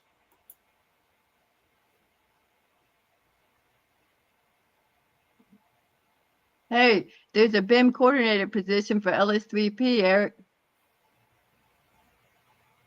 And Brian. That's the other thing that I wanted to be able to do in these meetings. So, Eric, go ahead. What does this one say? This was just the end of that page too. The coordination of MEP and BIM seems to be a common challenge. Instead of placing MEP elements directly in the architecture model, linked models can be used. Using this approach, the architectural team still manage the voids and placements, while the MEP team can model conduits and piping separately in a linked model. How? Yeah, but only if the architectural team has the correct families with the correct. No, well, she's not even talking about copy monitor. Additionally, tools like Revit MEP coordination tools. I've had someone do this. I've had someone do it. What they do is they just make an electrical connection family and just put it right there on their architectural fixture, and then they can connect to it. Oh yeah, they add just a little sub family. Yeah. Yeah, but then your riser diagrams look like crap when you're in plumbing and you can't do them isometric riser diagrams. Yeah, you want control of that family. I love putting lights in my MEP model. It's so much fun when I host them to the architect's model. They make my day when they delete and replace the ceilings repeatedly, making all of my lights orphaned. That's why you don't make them face-based. Or object-based. Are they making fun of them? They were being a little bit. I have a feeling he's in Boise, Idaho. I have a feeling he was a little bit frustrated that day. Yeah, that's lovely. Even when we don't intend to delete, replace ceilings, but Revit has other plans. And we love when our MEP consultants place lights and diffusers in the same location. That's an architect firing back. Or host a reference plane instead of our ceiling. They don't adjust to the reference planes. Oh, goodness gracious.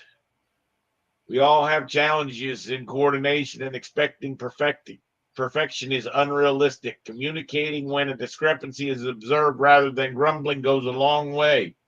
How about if you have a model that you can walk through on a daily basis, like the poor superintendent has to actually walk that building, and you could sit in your chair and walk around your model.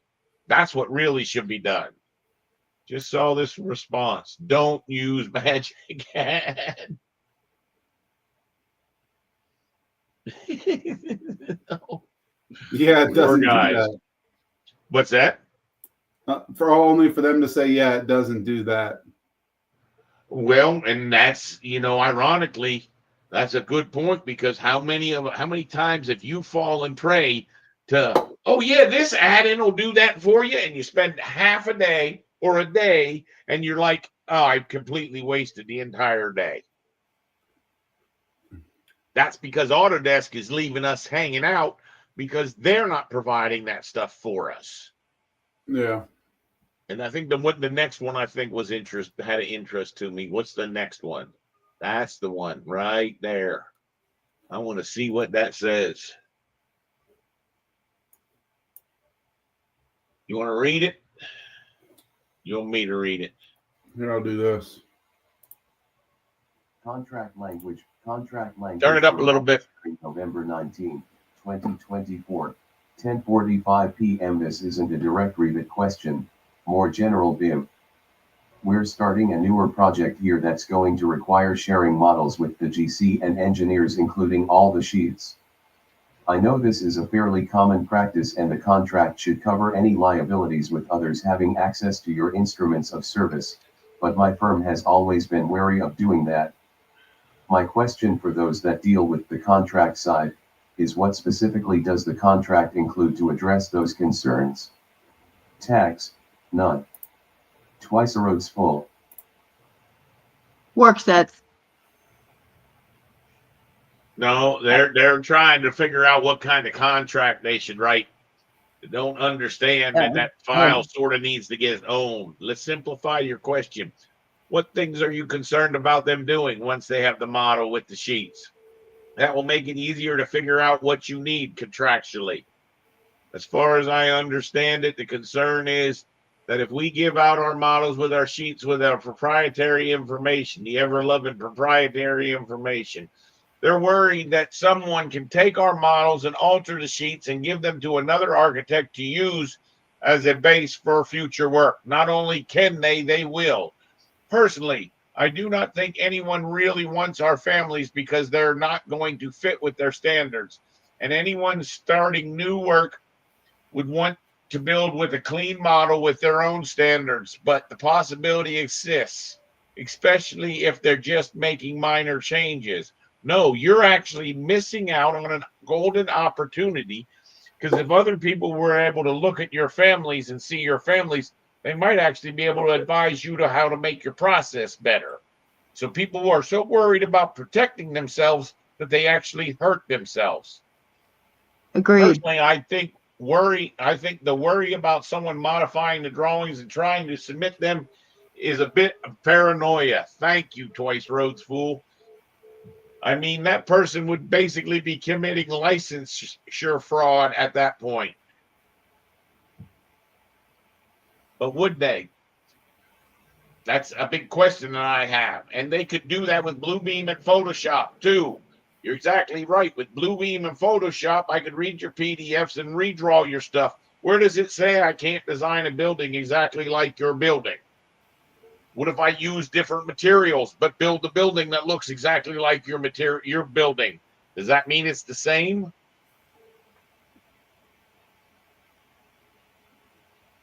What does it say? Future work. That one is a legit. This one? Yeah, that's nothing. Our liability insurance provider has a lot of model contract language, including BIMCAD stuff that they share with us from time to time. Perhaps yours would have some materials as well.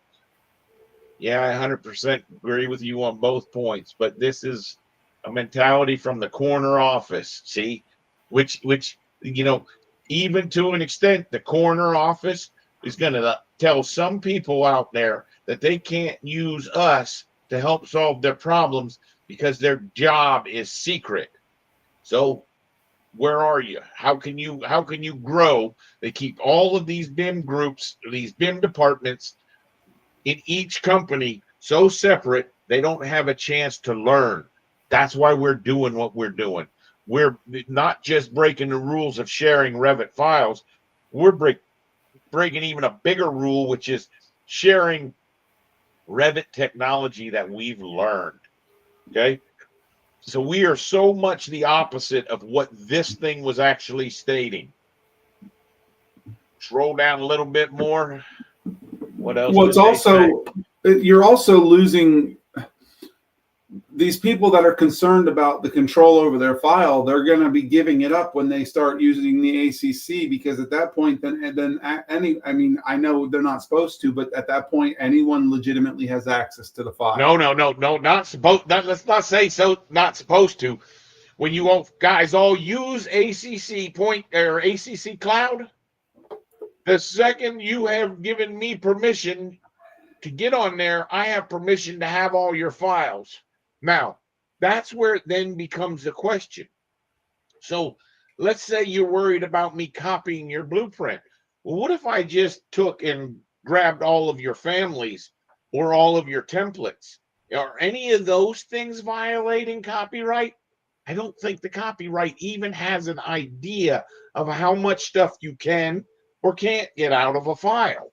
I mean, think about it. You could copy all kinds of stuff off of someone's file, their view templates and their filters. You copy all that stuff. If you go blindly trying to copy people's stuff, what you end is with so much junk. And we're going to experience that in the next 70 days, because that's our goal, is to go through all that junk and try to put it into a library that people can use so they're not wasting so much time. And, you know, where he's talking about his families being copied and stolen, you know, that family, the highest compliment I think I've ever had is when one architect gave me a file, and the chairs and the tables that were in that file I had drawn for another architect years before. It's a compliment. You're not losing anything. You wasted the time to create those families. What we should be doing is sharing those families and learning how to write better families. And that's what this Rogue is all about. That's why we came up with the name Rogue, is so that we can go the opposite of this. This is basically the opposite of our business plan. Would you guys agree? Are you guys interested in that, what I'm saying there? Yeah, no, that's what we talked about. All right. Roll down a little bit more. Let's just finish reading out, see how many people had something important to say about this. The trail of liability gets very convoluted. You want to categorize these things as instruments of service fit only for the work at hand. If you give someone else for further use after that fact, it needs to be on a no warranty or accuracy of completeness. This is all about CYA. I think we're going to see much more of this in the not too distant future as owners get smarter and their budgets get tighter. The biggest, their budgets are, you know, that was the whole thing that was sold up to us when we were told with Revit we could deal with tighter budgets. But unfortunately, as we've learned, you can fall into so many pitfalls, go down these rabbit holes and lose your time, and therefore blowing your budget that's tight. The biggest technical issue I see, don't much care for the moral conversation, is that last I checked years ago, the person who signs the drawings is supposed to be familiar with the drawings creation or something like that, implying more than they looked at them. And you know what's sort of funny about that is when you stamp a set of drawings, do you know for a long time the reason that they had us drafting in the company before COVID came along and people realized that you could work outside the company? Because it actually states that an architect is really supposed to be over your shoulder when you're drawing them. Anybody want to laugh here? How many engineers and architects were over your shoulder when you were drawing them?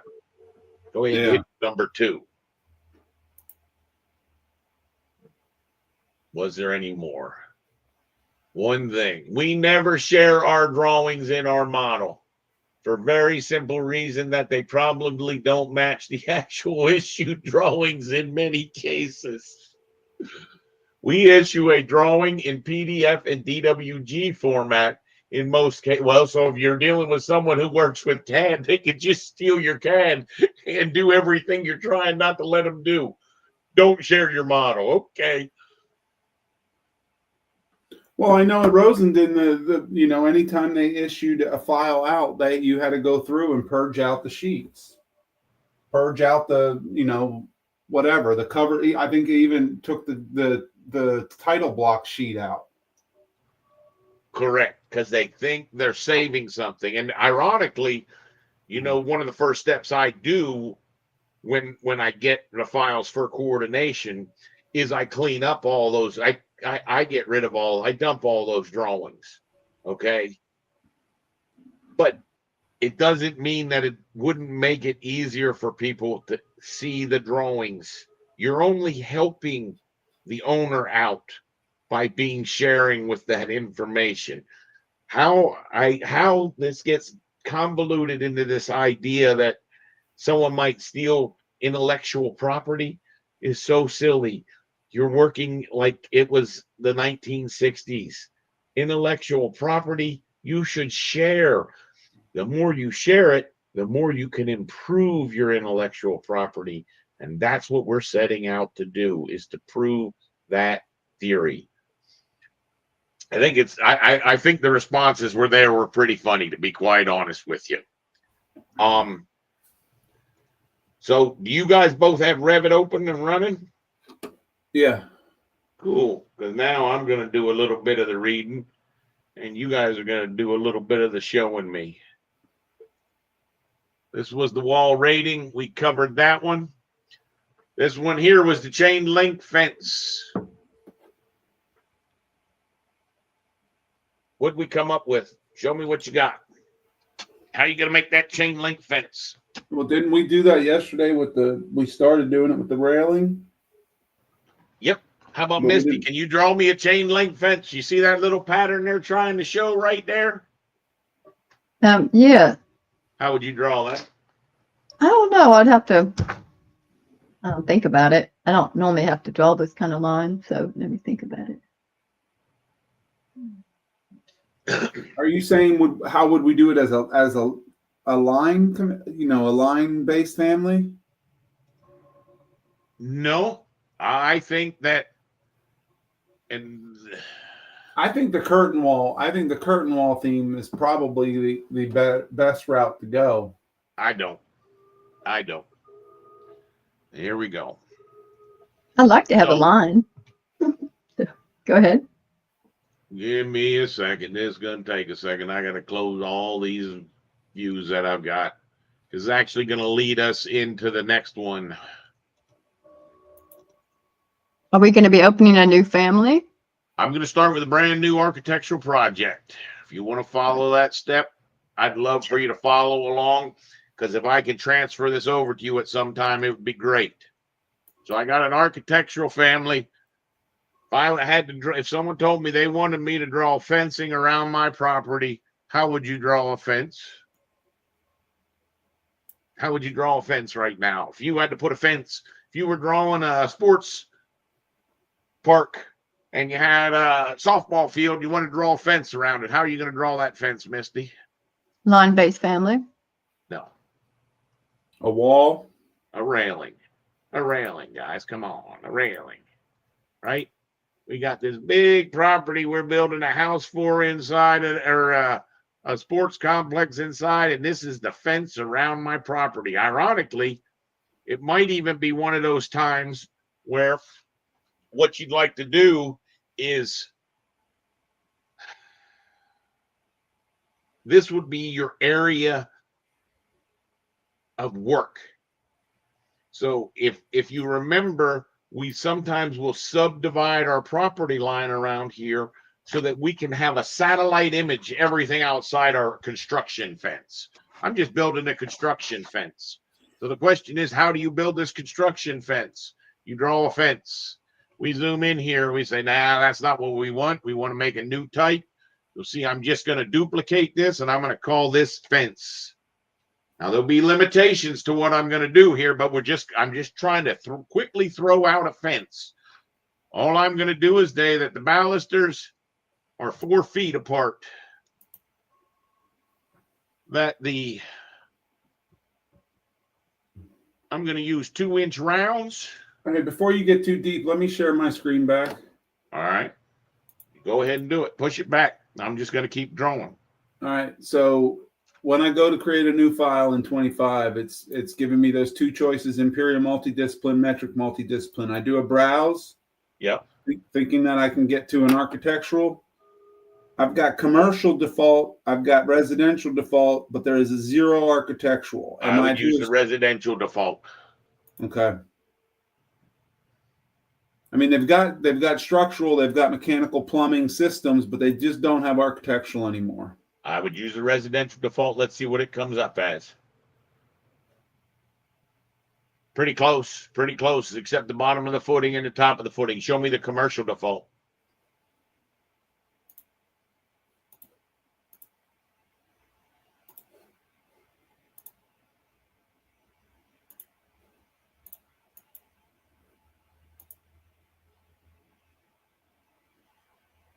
Same thing. They're giving you the bottom of footings.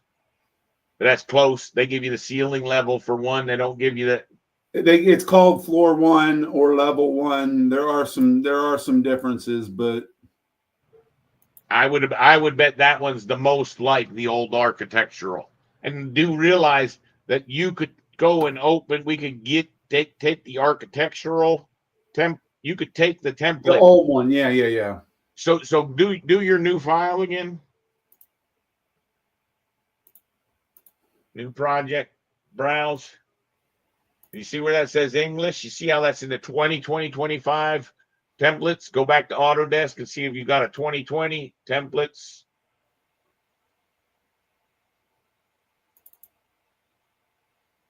Templates.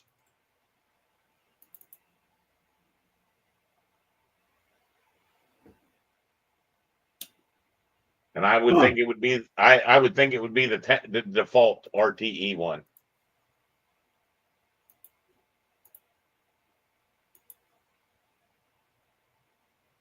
As to upgrade, notice how long it upgrades a file that basically has nothing in it. And there you go. That's the template. You could copy that over into your 2025 folder and upgrade it to 2025 so that you had one that was this one. Yeah. Okay. So I'm going to go back to my screen. All right. So all I've done is change all these balusters to 2 and change the spacing to a 4-foot spacing. We get something that looks like this. Okay. Now, obviously, this might be a 5-foot tall fence, and it'd probably be a good idea for me to put a 2-inch post on there. Circular 1.5.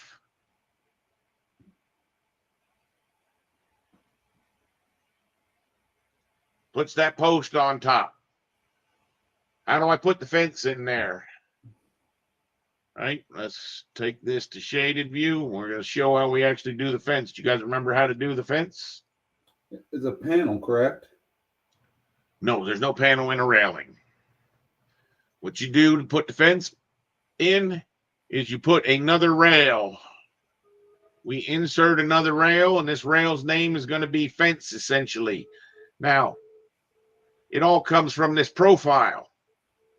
So, right, we got a rectangular handrail that's a 2x2.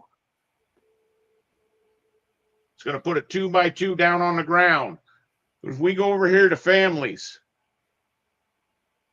profiles, rectangular handrail, 2x2, we duplicate that, make that say fence. That's where you might want to say it's a 6-foot tall fence. We say this is a do not go below 1/4 inch. You could say 1/2 inch, but do not go below 1/4 inch. Faces have to be at least 1/4 inch thick, or they're going to be invisible when you don't want them to be. This one here would then end up being the 4 feet. We would then take this guy here, edit type, go to that rail structure, and you see that profile. We now have one we created that was a fence. Okay. So it's great, except for one minor thing. This should have been the 1/4 inch, and this should have been the 4 foot. Okay.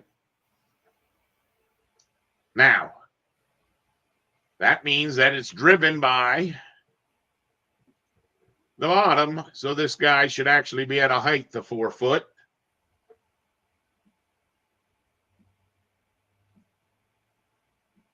All right. So it interrupts the rails, the posts. Anyone remember how that works? Help me, team. Wow. Extend rail to meet, extends rail to meet. The tangent joins? I think it's this guy here.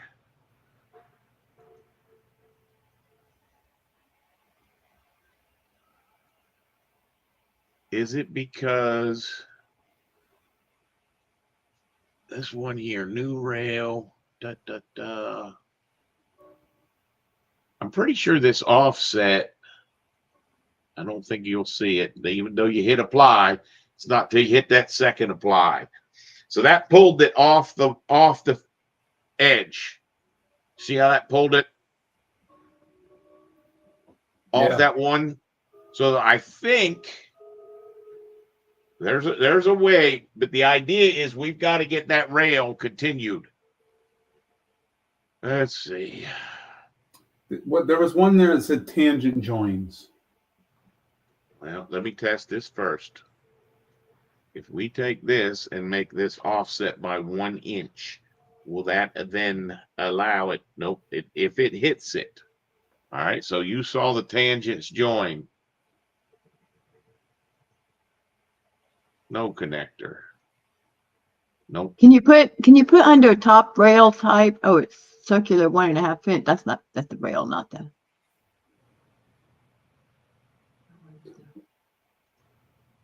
Wonder banister. if this is at 4'6", does it put a post above and below? That was what you needed. You just needed the two not to occur at the same time. Let me see if I can get my offset set. Change this back to a 0. Okay.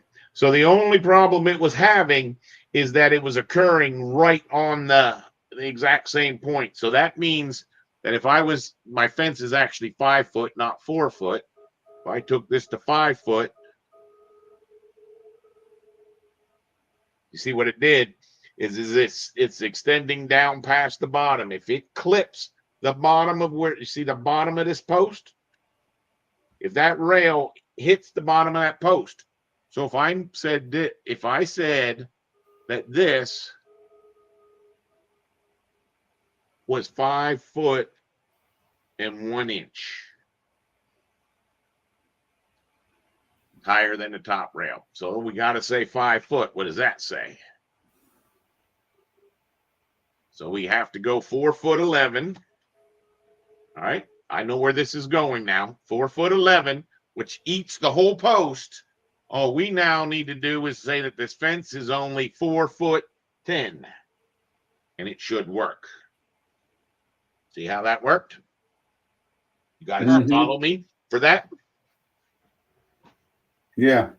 So that rail can't hit the top rail, can't hit the bottom rail. Now you'll notice that it's going to the center line of it. So as long as you got something, it's doing what we need it to do. Now you could even add yourself another little rail at the bottom, but here's the next step that most people have such a hard time with is all you have to do is take that guy and you have to get decent with materials, right? So as we always do, we're going to default, duplicate it, name it fence. Now, by all means, you want to get better at your naming of materials and you want to put like the category it's in and then the name. But you'll see that I then take that name, we check off of this guy, we say appearance, we duplicate, do a paste, use our color. In this case, I'm not going to use much color. The real power of this guy is going to be this patch.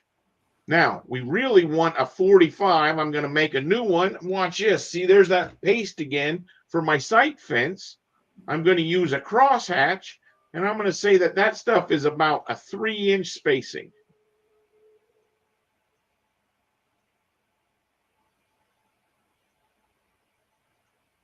Right? That's not too bad. Now, all you got to do is your last touch.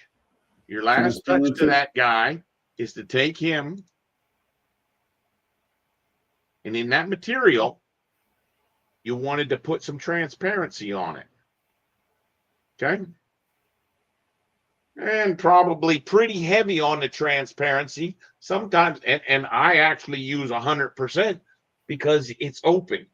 All right. Now, if you're trying to get a little bit of shading, you can get a little bit of shading, but you'll see that that looks an awfully lot like a fence. Okay. So here's my problem. Back to the person's question. You will notice that that model pattern will sort of delete itself, so it's not burdening your file until you zoom in to a scale that you can see it. Okay. Well, what they want as a problem, as a solution, you know, I would be saying, if I go back and look at theirs, look, I've almost got what this is looking like right here with these zeros, right? Look, how's that different? It's actually halfway there. Now, if you want an X inside of there, that's where the challenge comes. So let's look at what that guy actually is. So that is these balusters. These balusters are made from the baluster round 2-inch. So the trick is to go find him, and that can be a challenge when you're first starting. What we need to do is we need to come down here to railings. PQR railings. We need the baluster round 2-inch. That's the guy we want to fix to put an X in there. So if we just right click, and you'll notice you cannot right click on this name and say edit, but you can right click on the family and say edit. And when I do that, I'm actually going to do that over here in this view. I can say edit. Nope, I just told you I couldn't do that. Edit. There you go. Edit. Now, this is where I'm going to end up having a question in a minute, is when I go to plan view.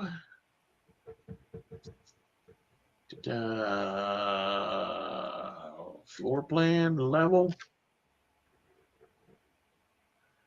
You see, I can come in here and go annotate, and I can add a symbol. Why, AutoCAD? Why can I add that symbol? Because you don't ever show that symbol. And there's going to be other places that this happens.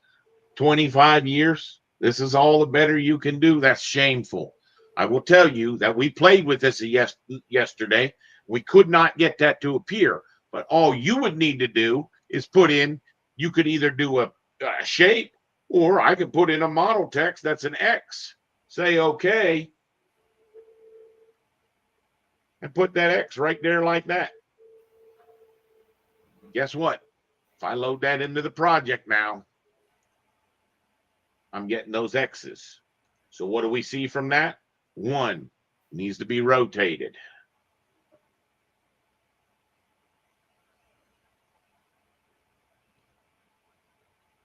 2, it needs to be scaled. So when I look at it on here, and this is the tough part, is knowing how much to scale it. You'd almost have to see what your spacing is. We used 4 foot. But I would say that I could just edit this guy to probably be about a 9-inch size text.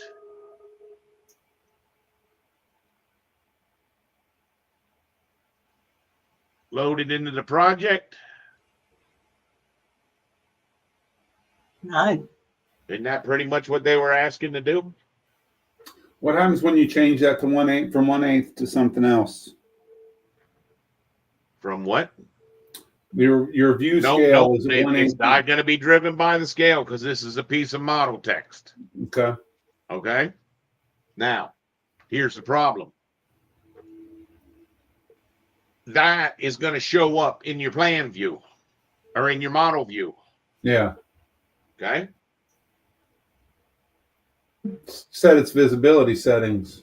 You could set its visibility settings. So we could come back here where that X is in our model. We can come here into visibility settings and we could say, don't show it in whatever modes you don't want to show it in. But that's the only way to turn off the model. Now, we could do this with a nested family that never shows it in any model view. We do have that ability. But if we set this as coarse and medium, watch what ends up happening. All right, load this into the project. So when it's in course mode, it doesn't show.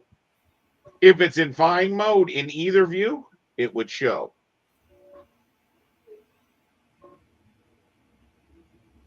Not in medium. Nice. So you could, to answer this person's question, you could make that. Is this possible at all? If so, how?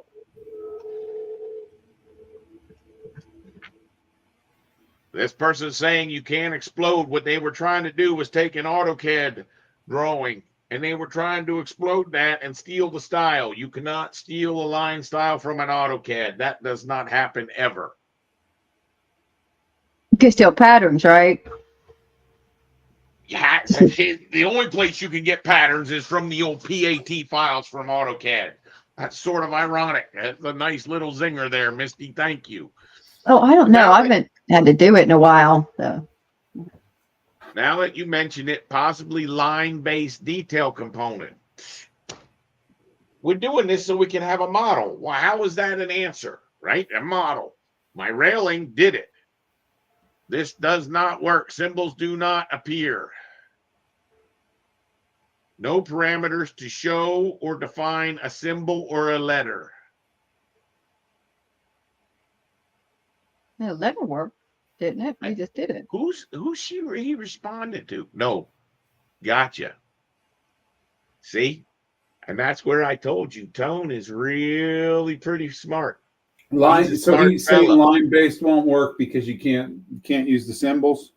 He's saying the symbols won't come in on a baluster. That's what he's saying. Isn't that what you just said too when we were making That it? is what that is. That is exactly what I said. But he's saying it does not work. Remember what the question was? Is this possible at all? Now you saw my screen. It's obviously possible. Okay. So instead of him saying the truth, which is Autodesk is a piece of shit, and the symbols don't work correctly, he gave up on it. This is going to be the constant thing. This is why it's so important that we work together, because there are going to be things that I say you can't do, and Misty's going to be like, oh yes you can. Did you ever try this? And I'm going to be like, son of a bitch, I wish I would have tried that. See, that's why we got to work together on this. Okay. So good answer, but not answering her question. It works in 2023.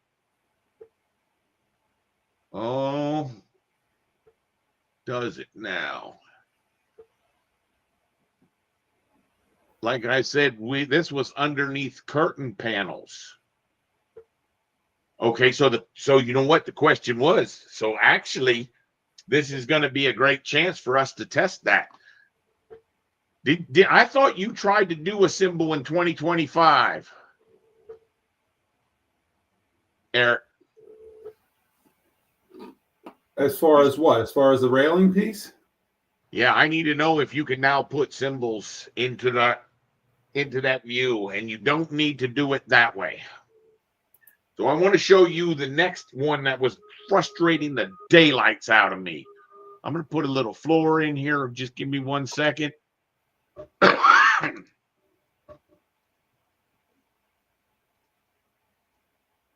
I'm going to make a couple families. If I make a new family generic model, if you would repeat these steps, Eric, in 2025, make a new generic model. And I just made an extrusion with a circle around it. Draw it about 2 foot in diameter or in radius.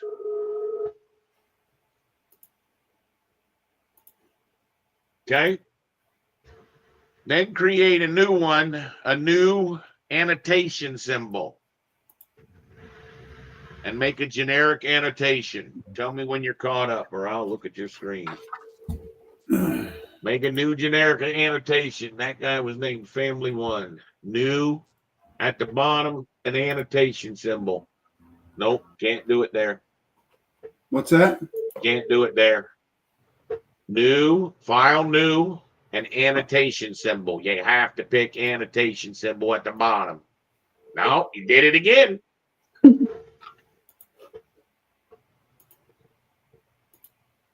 Go to the bottom. Annotation symbol. Generic What's the annotation. difference there? Well, those are, you can't make a regular, you can't switch to one of these guys. So that's the only way to make an annotation. This is why most people don't make tags. So you just Okay. want generic annotation. Generic annotation. All right, go ahead and delete that red thing. Yeah, do a filled region. Draw me a little shape. I don't, I'd rather something other than a square though. Do it, yeah, there you go. Do a, no, how about do a hexagon?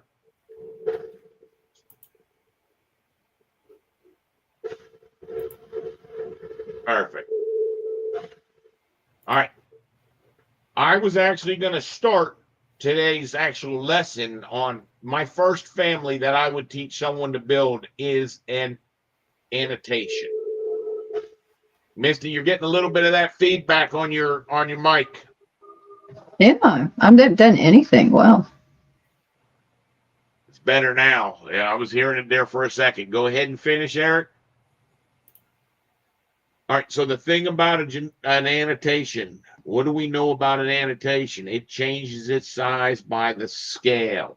So if you wanted this thing to look like about the size of a piece of text, you would make it 1/8 inch. It would have been across there, not 1 inch. So yours is going to be really large for the wrong scale, but that's all right. No, you don't need to do anything with it. You're good. Load that into your family one. Misty, I'm getting a lot of feedback from you, bud. Well, okay. I'm gonna switch headphones. Now change your scale to something bigger.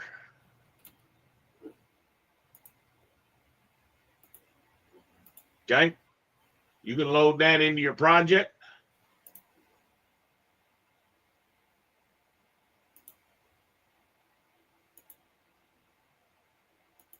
Now you see that the box is too big because because of your scale. That's where I said your hexagon really should have been about an 1/8 inch. Then it would have been like a piece of text, if that makes sense to you. Yeah. All right. So what I now want you to do you have that handrail wrong? No, I did not.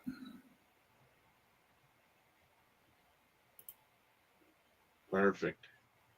Just draw one long stretch of handrail. Finish. That's good. That's good. You don't need 2 pieces. Finish that. Okay. Let's set, you remember the settings that I did? I did a 4-foot spacing for the balustrade.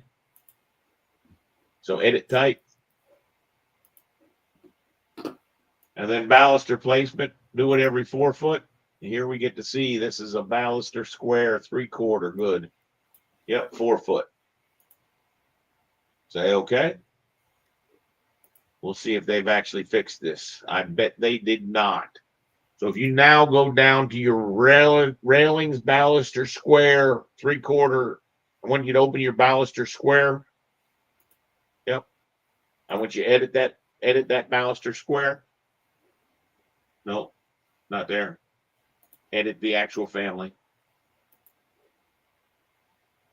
Go to your plan view.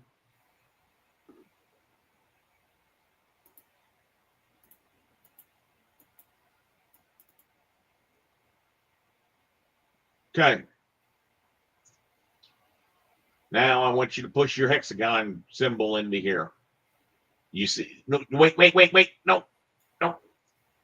The one tab that just has a little dash mark on it. See the tabs at the top? Look at the one that has just a dash, doesn't have a name. That's the symbol. Load that into your baluster.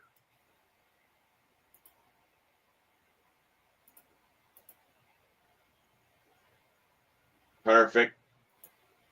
Now load this into your project. Project 4 was what you were using. And overwrite. Does not work. They lied. See, if you went to your 3D view right now, you would see you have balusters in there, but it doesn't work. Now, I'm going to click back to my screen. See, there should be.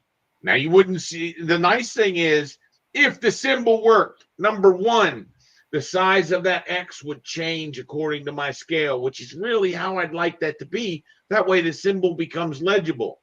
Number two, I wouldn't have to try to turn it off in the 3D view, which we're going to have to play a whole nother trick to get my little 3D model text to turn off in that view. But we can achieve.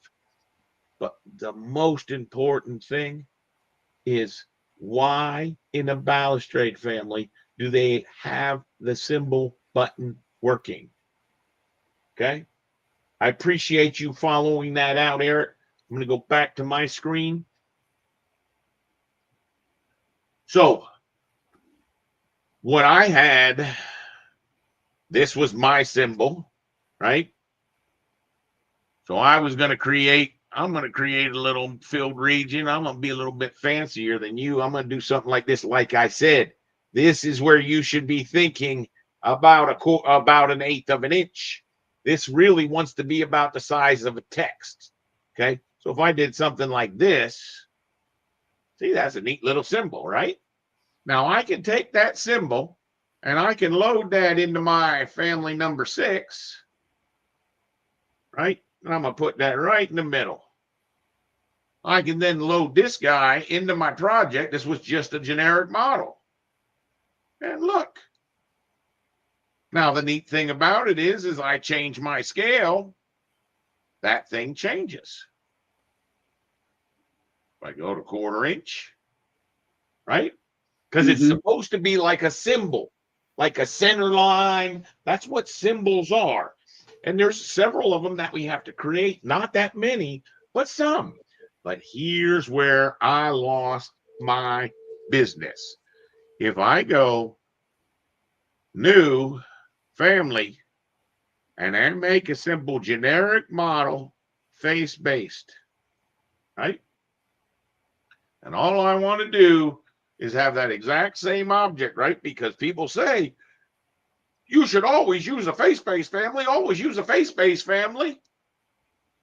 I take that symbol, I load it into my family number 8. Load my family number 8 into my project. You guys got to give me 1 second. Just talk for a second on the phone if you would. What's that? Hey, Eric, is that noise still happening? Occasionally. I wonder what it is.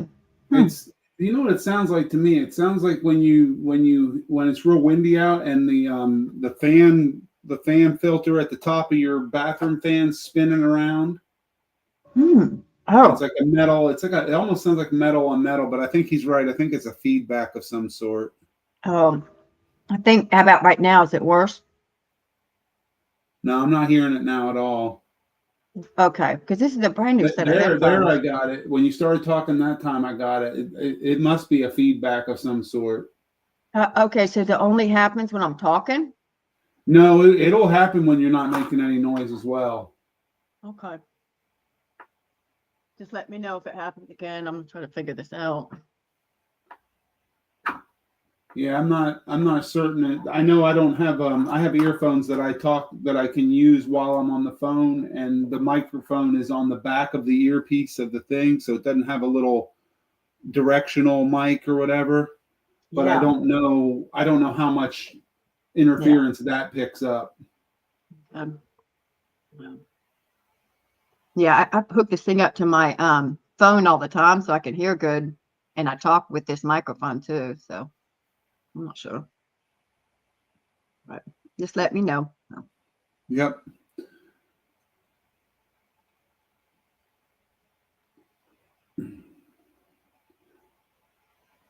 I'm not sure exactly where he was at or what he was trying to accomplish there, so I can't really speak on that.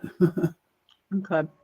I know he was. I don't know if he's still trying to see if he can get a symbol inside the fence post by bringing it in through a secondary family. It just doesn't seem like it. Not fence. The railing command wants to have that information. Hmm.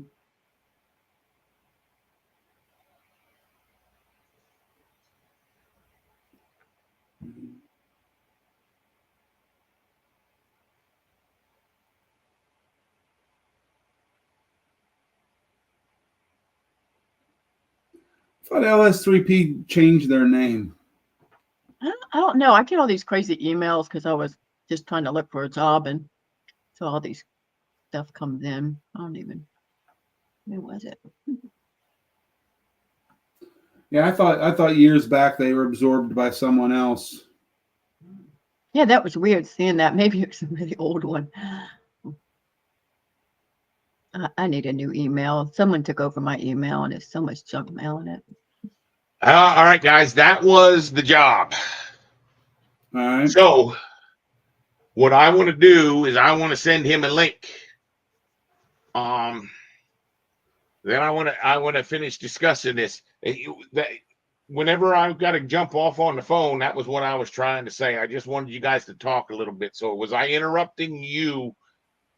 Keep talking about what you were talking about. No, So you're fine. You're fine. We were just talking about her earphones, and then we were talking about LS3P. Just talking about LS3P. All right, good. Gotcha. Invite. Let me copy this. Did they change their name by LS3P? I don't think so. Oh, no. It was the other one that did Freeman White turns to Haskell. Turn to Haskell, yeah. Let's see, RBK. Where the heck is his name? Right there. That guy. Send him an email.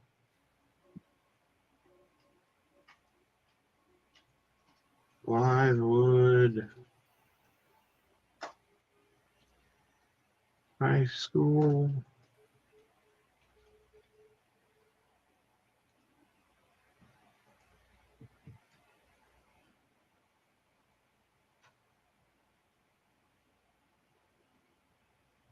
Robert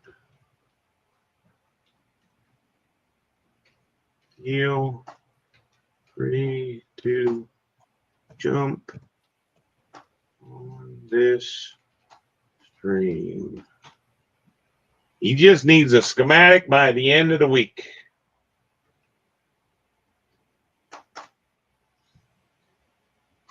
Schematic of what? Of the school. Of all the plumbing in it?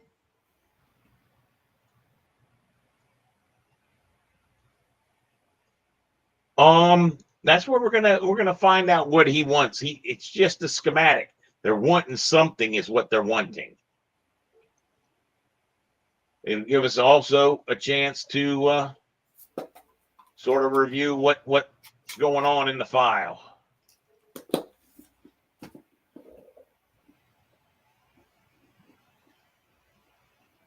Just click on that link. You guys hear that?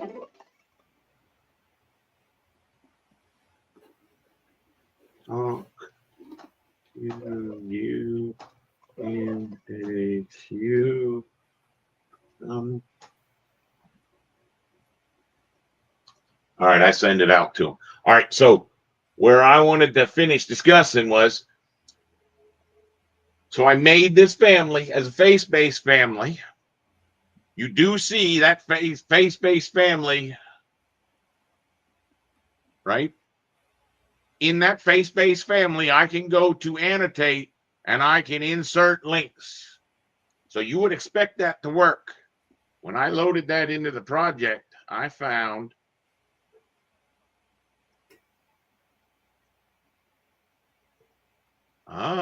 so today it's going to work. So my question would be, if I had architectural wall, and I go to 3D view, and I put that component on this wall, right? Shouldn't it have that link in this view right here? See it?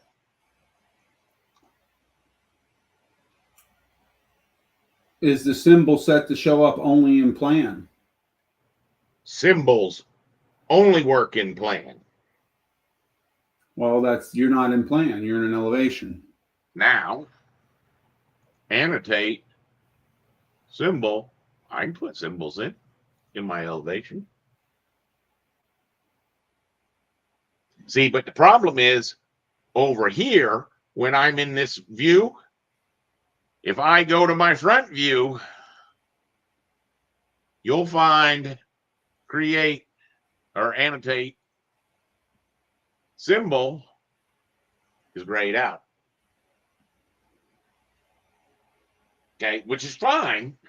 You know, it's not really fine. I've been waiting 8 years for them to put these symbols in. See, because then I could put the picture of the valve in my elevation as well as in my plan if I could use an annotation symbol. Yeah. What they don't tell you, so if I go back to my plan view and I was to say, oh, this floor, right? Oh, there's Robert. Here I am. Hey, Robert. Hey, We've got Eric and Misty on the line with us. Hello. hey, how y'all And doing? we were sort of doing a class. That's what we're doing these days. But I wanted you to show. Now, have you been into the ACC cloud yet? I have not been into this cloud. Okay, so this is what you end up looking at, that you can look at their file and sort of explore. Now, this is where what I wanted to show you was if we go take a look at the first floor.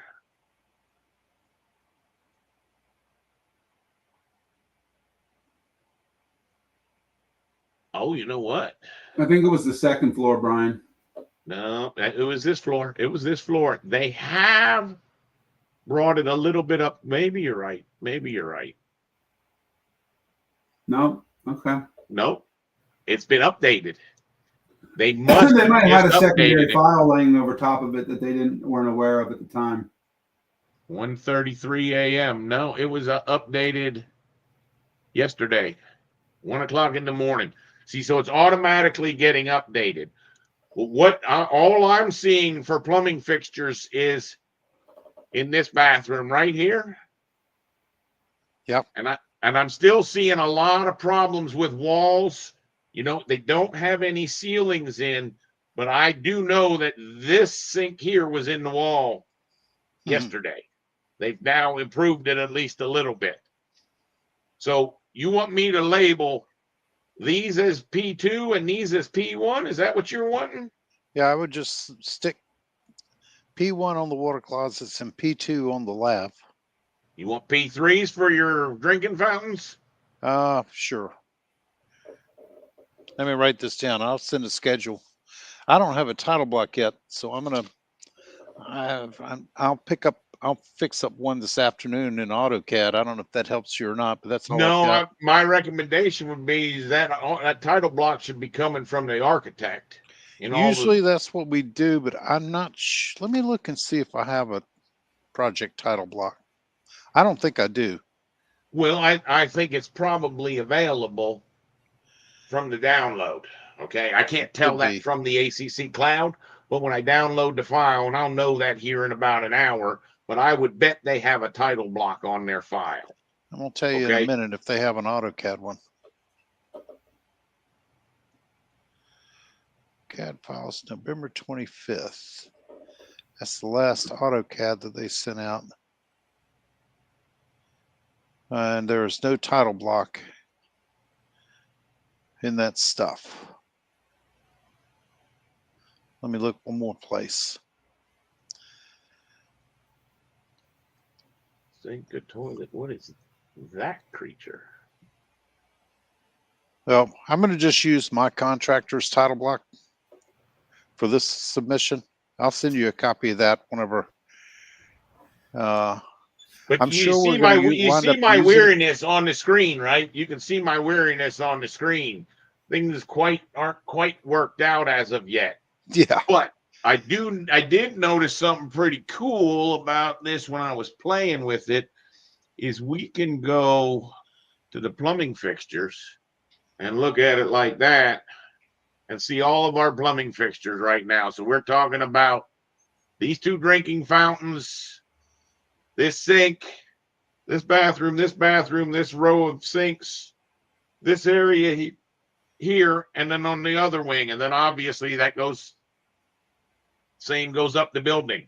Yep. You want one of those for every floor. Right. They haven't detailed it out, but I've only committed to doing an extremely crude, basic schematic for Friday. And Okay. because I know that there's a big release of new new floor plan coming sometime or other. And what I was going to do is I can mark up. I mean, all we're going to do is just show waistline behind the water clousets. Waistline behind the water closets, gang them all. Where are you going up and down the floors?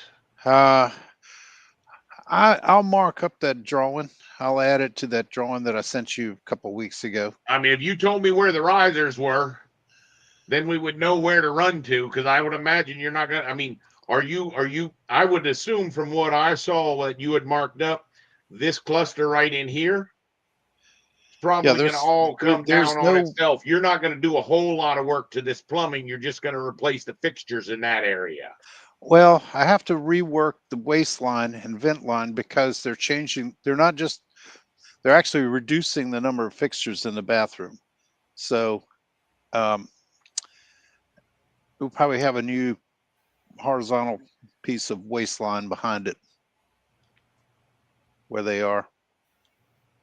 But what I will do is get the existing plumbing drawings out, which I've got rolled up over here, and spot where the riser is, the existing riser, which we probably will leave.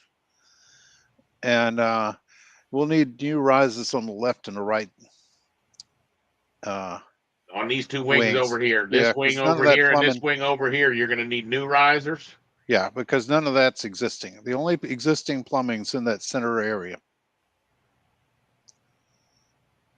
Oh, there was no plumbing out here at all in the two wings? No. Gotcha. So we actually sort of need to find a chase location in the wall. I've already got that spotted. I'll send it to you on. I've shown it on the HVAC coordination because I need exhaust duct risers out of those bathrooms also. Yep. So I kind of spotted the plumbing on that as well. So I'll send you that here in a little bit. And you only need plumbing schematics. You don't need your duct schematics. I have not done enough.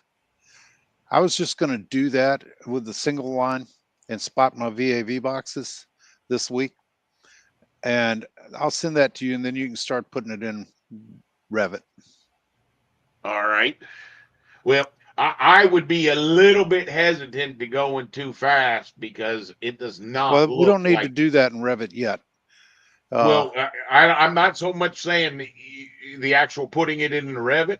What I would worry about is it does not look like their floor plans have settled down too much. Yeah. I'm not that worried. All I really have to do is just whip out not much more than what I sent you. You just want lines drawn. If you'll show me where you want show me your rise locations. If you show me your rise locations, we'd be glad to give you single lines. We can do that. Yeah. It just needs to be a little something that says, hey, we did this. I told her it was going to be extremely schematic because of what we have to work with so far. I didn't say that, but that's the truth of the matter. Understand they still don't have any ceilings drawn. As I told they don't you before, know what the structure is yet, and so on and so forth. They don't have any structure. They don't have any ceilings. That's right. Like I said, it's real. It's tough because they update this file automatically. So that doesn't mean that they worked on it, and you don't have a way to tell whether they worked on it or not because the computer's automatically throwing it up there. From I what thought I in that could tell, meeting they said they were going to update it every Friday or something. it actually does it on Sunday night is when the computer does it. When no one's in the office, it kicks itself off automatically. What I'm saying is you're getting an updated file. You did get an updated file, but not much was updated inside the file. Hmm.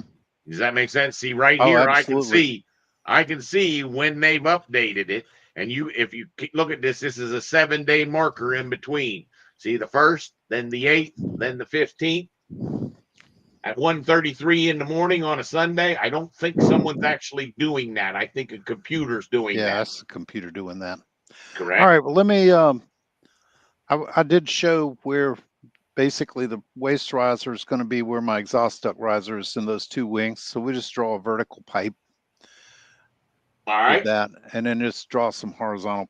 This is just a thing to say that we did schematics. So we It's made your our idea contractor. of what the schematic is. That's fine. We can do that. Yep. All right. We'll But get on my that. We'll have that HVAC ready. My HVAC is going to be real work. I've run the loads. I know how many VAV boxes I'm going to have. I know where they're going to be, and I know what rooms they're going to serve. So I've been plugging along on HVAC because Okay. I You think don't I need can. any help with the zones and the zone calculations. Nope, that's all All done. right. That's good. That's what it sounded like. If you've got to the point where you're at your VAVs. Yeah, I've Now, got them. if you're doing VAVs, or do they have chilled and hot water supplies? They do. Yeah, we So have. you're going to be There's running existing mechanical hot waste. piping as well. There is existing mechanical piping. Are you I'm going to doing send anything to you a that, or link. just picking up where main feed is?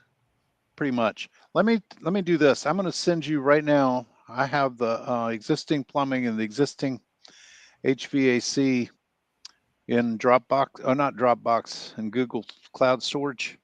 I'll send you Yep. the link to that, and then That'd be great. That'd be I'm gonna great. send it right now in a minute, and maybe you look that over a little bit, and then I'll send you where I've got those chases.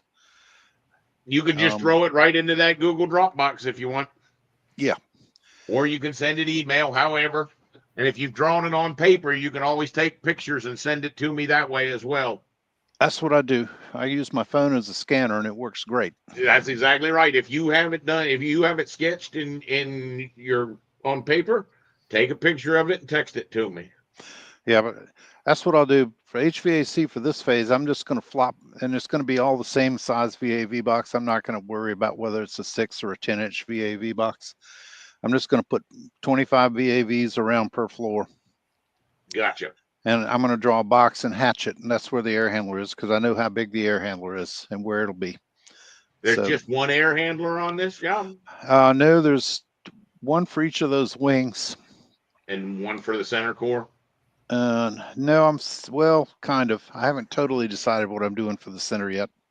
And you're not doing this wing up Nope, here? that is You're not in not doing? scope. Is that a Not in future? scope. And you're not doing the gym? Right, we're not doing anything with the. No, we You're are doing the gym. You're but doing not the on- two wings and basically an upfit to the core. That's right. We are doing Okay. the gym, but that's phase 2. That's phase 2. Right. Okay, that tells us what we need to know. Yeah, we can absolutely make those schematics. Perfect. All All right. right. Let me start feeding you some info then. All right. I appreciate you jumping Maybe on. we'll Like I talk a said, little later on. the nice thing is if you call back, and we're probably going to be in this session, but if you ever call back, we can jump on like this, and I can show you what I'm looking at and show you any questions. Once we start putting some information in there, we can actually start to do some of the review and some of the design virtually. Perfect. Like this right here, where you saying, no, move that over there. Or, you with me? Well, the kind of the nice thing about this is there's an existing VAV and an existing air handler right now. So I'm going to follow the existing duct path very closely. Gotcha. Because I don't have to fight because very the many footprint battles hasn't that changed. way. Yeah, that makes sense. That makes all the sense in the world. Yeah. And it just so happens that they were approximately the same CFMs. So the existing duct path is going to be valid. Yep, that would make sense. That would make sense since they I'm- really I'm didn't add a fighting whole lot.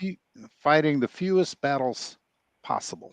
Nope, that makes all the sense in the world. You got enough battles already because I'm telling you, that team was a little bit loose.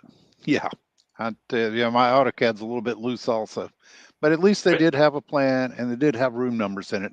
I can't stand trying to work on a project without room numbers because Agreed. all I do, it's just a waste of my time, to be perfectly honest. But Well, hopefully Perfect. we can show you some of the benefits of some of the BIM as we go. But we'll get Works into for that me. later. We'll get you out a schematic for Friday. You just want that you want your schematic posted up to their ACC by Friday is what you're wanting. and it's like I said, it's just something to say we've done some work. That's about I- all of them. I will tell you one thing. Doesn't matter for this one, but for future purposes, Monday morning and Friday afternoon are two big different things for me. They don't Yeah. mean a whole heck of a lot of work difference for the rest of the world, but it opens me up to being able to work on the weekend. Like I said, if you're posting something by the end of the day on Friday, no one's going to be reviewing it till Monday morning. That's right. That can mean 40 hours difference in time. So, I have been there and I am there and I'm doing that. So I'm the same. keep that in mind. Keep that in mind. It was a pleasure talking to you, and we'll jump on it. Talk to you soon. Thanks. All right, buddy. You have a good one. Bye. All right. I'm back. I So- didn't want to make any noise. So. Oh, you're fine. You're fine. You're going to be making noise because you're the one who's going to be training that, doing the plumbing, and Eric's going to do the mechanical. Which means, Eric, that's something that we need to do today. We need to get Misty working on 2024. So keep Okay. that in the back of your mind. Where I was, what happens to this thing when you say edit boundaries and you put a slope arrow on this thing and you say that this slope is a 1/4 inch slope? Slope 0 and a 1/4 inch. 1/4. See those symbols? See how they went away? Mm-hmm. Because they're now angled. Because they're now angled, correct. But what I was frustrated on yesterday is I swear to God, I put that symbol in this object and it wasn't coming in. So I look a little foolish there because it did come in. All right. But I do believe that would be a better solution. It does not look like the symbols work in a Ballister family in 2025.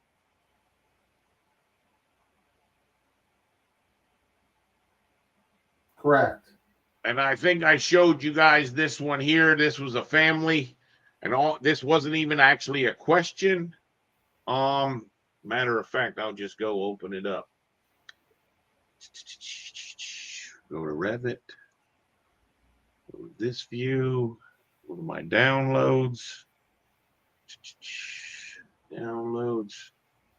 They had made this guy in version 2016. All this guy did was made a door swing that would allow him to put that information off, and one that worked. Because if you remember, we had that thing where you can't rotate it to 90 degrees, and you'll see what they did was did a 90. They actually have the swing angle +1. That's to keep it so that it doesn't lock into place. That was a bug that was in there that we will end up discussing when we try to rotate something. I know we talked about that before, though. But to me, this should be set up so that those parameters that are like that are put in the other category, so that these are the ones you don't mess with. Then you just need to have the important dimensions up here when we're writing our families. Okay? I know that was stupid, but hey. Flooring above framing floor ruins families. And we talked about this one.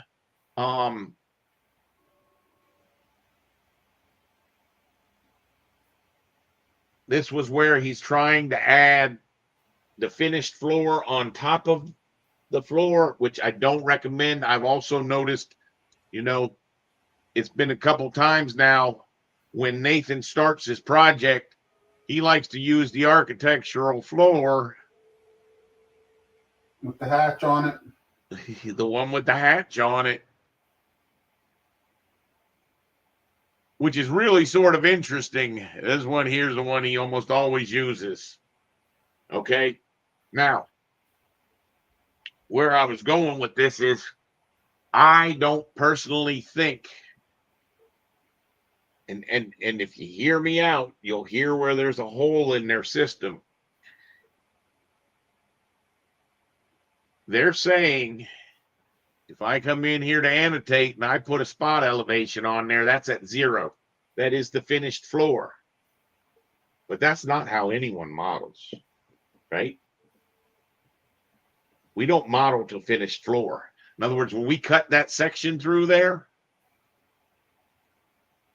We're cutting to the structural floor. we're cutting to the top of the structural floor. That's correct. And no one has really ever addressed that.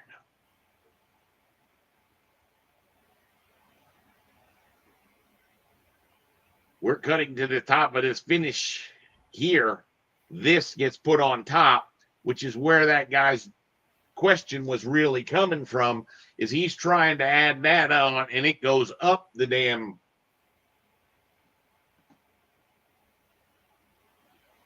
up into the wall and messes up his wall boundaries, I think is what it was saying.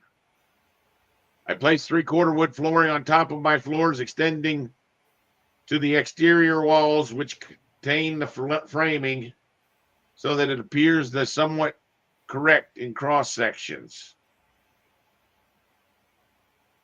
When I do this, the room boundaries are ruined.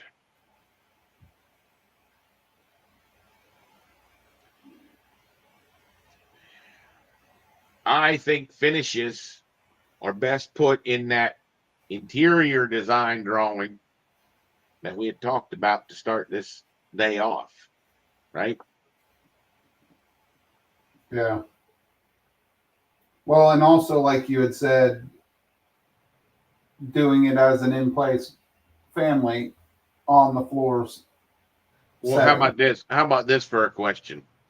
If you can't understand where I'm going in this right here, if I go back to this level 1 and I have an interior wall, right? One of these guys.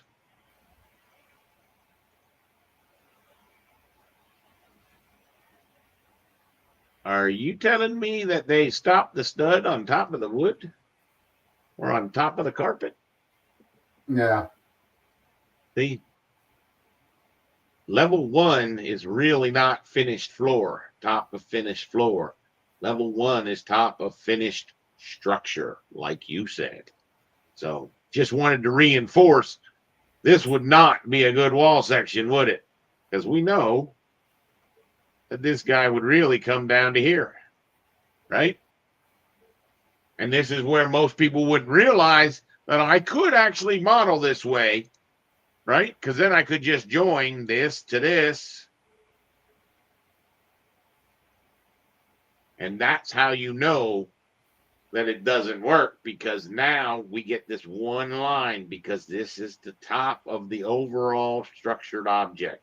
It's why finished floors don't work in there. Granted, you would not run your finished floor up underneath your gyp board as well, but we handle all that with detail components. Just wanted to rant a little bit there. The double hung window, that they need to be a triple hung window. And Eric and I had already discussed this, Misty. Isn't that one of the biggest pains there ever was? What? Trying to make this window into one that does 3. Yeah, I this think poor why guy- Nate saw that. right? That's the guy's question.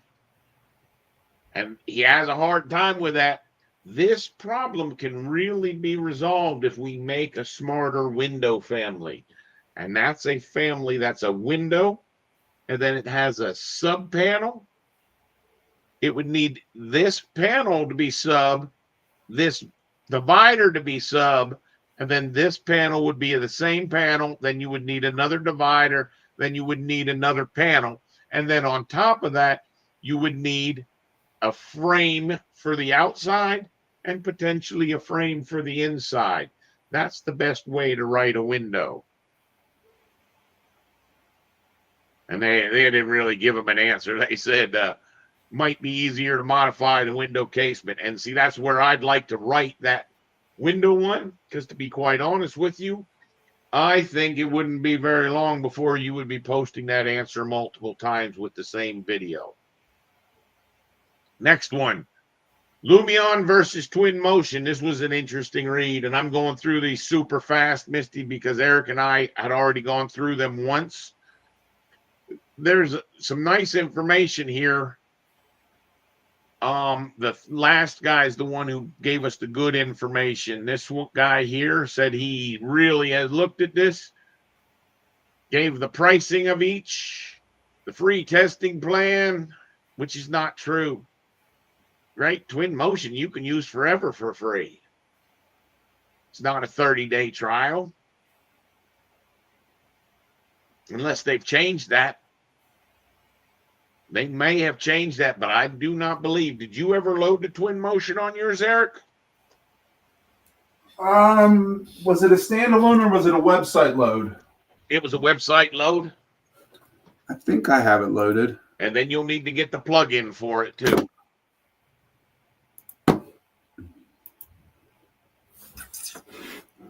So you can do that later. But this was, they absolutely are in the right frame of mind. You don't want to try to do renderings in Revit. We all know that. Okay. And I'm just thinking that we're going to use Twin Motion. And I don't know whether or not Lumion does this or not. So I'm not trying to discredit Lumion. I just never really wanted to spend the money for Lumion when I stopped doing renderings. And it was funny, Misty. One of the guys in here said something pretty neat.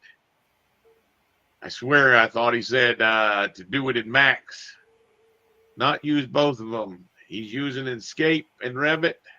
Enscape 3D is the other one. So Enscape, Lumion, and Twin Motion. Oh, it was one of the other guys that said something about Max. Twin Motion is free for students, educators, hobbyists, and companies earning under $1 million US in annual gross revenue. Above that threshold, find out pricing or get a 30-day free trial. That's where it comes from then. That's where it comes from. And you're not supposed to do work without paying for it, and it's a reasonable price if you've got a job to do. So please make sure you get that loaded at some point. I don't know that I would load it right now. How about this one, Misty? This poor guy says, and that's supposed to be urinals and toilets, I believe, because it looks like this. Is that my spelling error? Well, it's probably from another language. Oh. And you can see that their urinals aren't showing up. Right? And the reason their urinals probably are not showing up is because the cut plane, they played with the cut plane, and the cut plane's probably not hitting those urinals. But I love the way this happened. Look at this nice toilet here. And then you got another toilet over there. They're using two different toilets. No one But you gave know, them a I response. actually had two different toilets so I could tag, because the handicap was always a different tag than the regular toilet. Yeah, I can buy that. I would be interested why it wasn't just a type, but you definitely don't want it to be doing this, do you? You wouldn't want it to look this way and plan one time and this way and plan another time, No. right?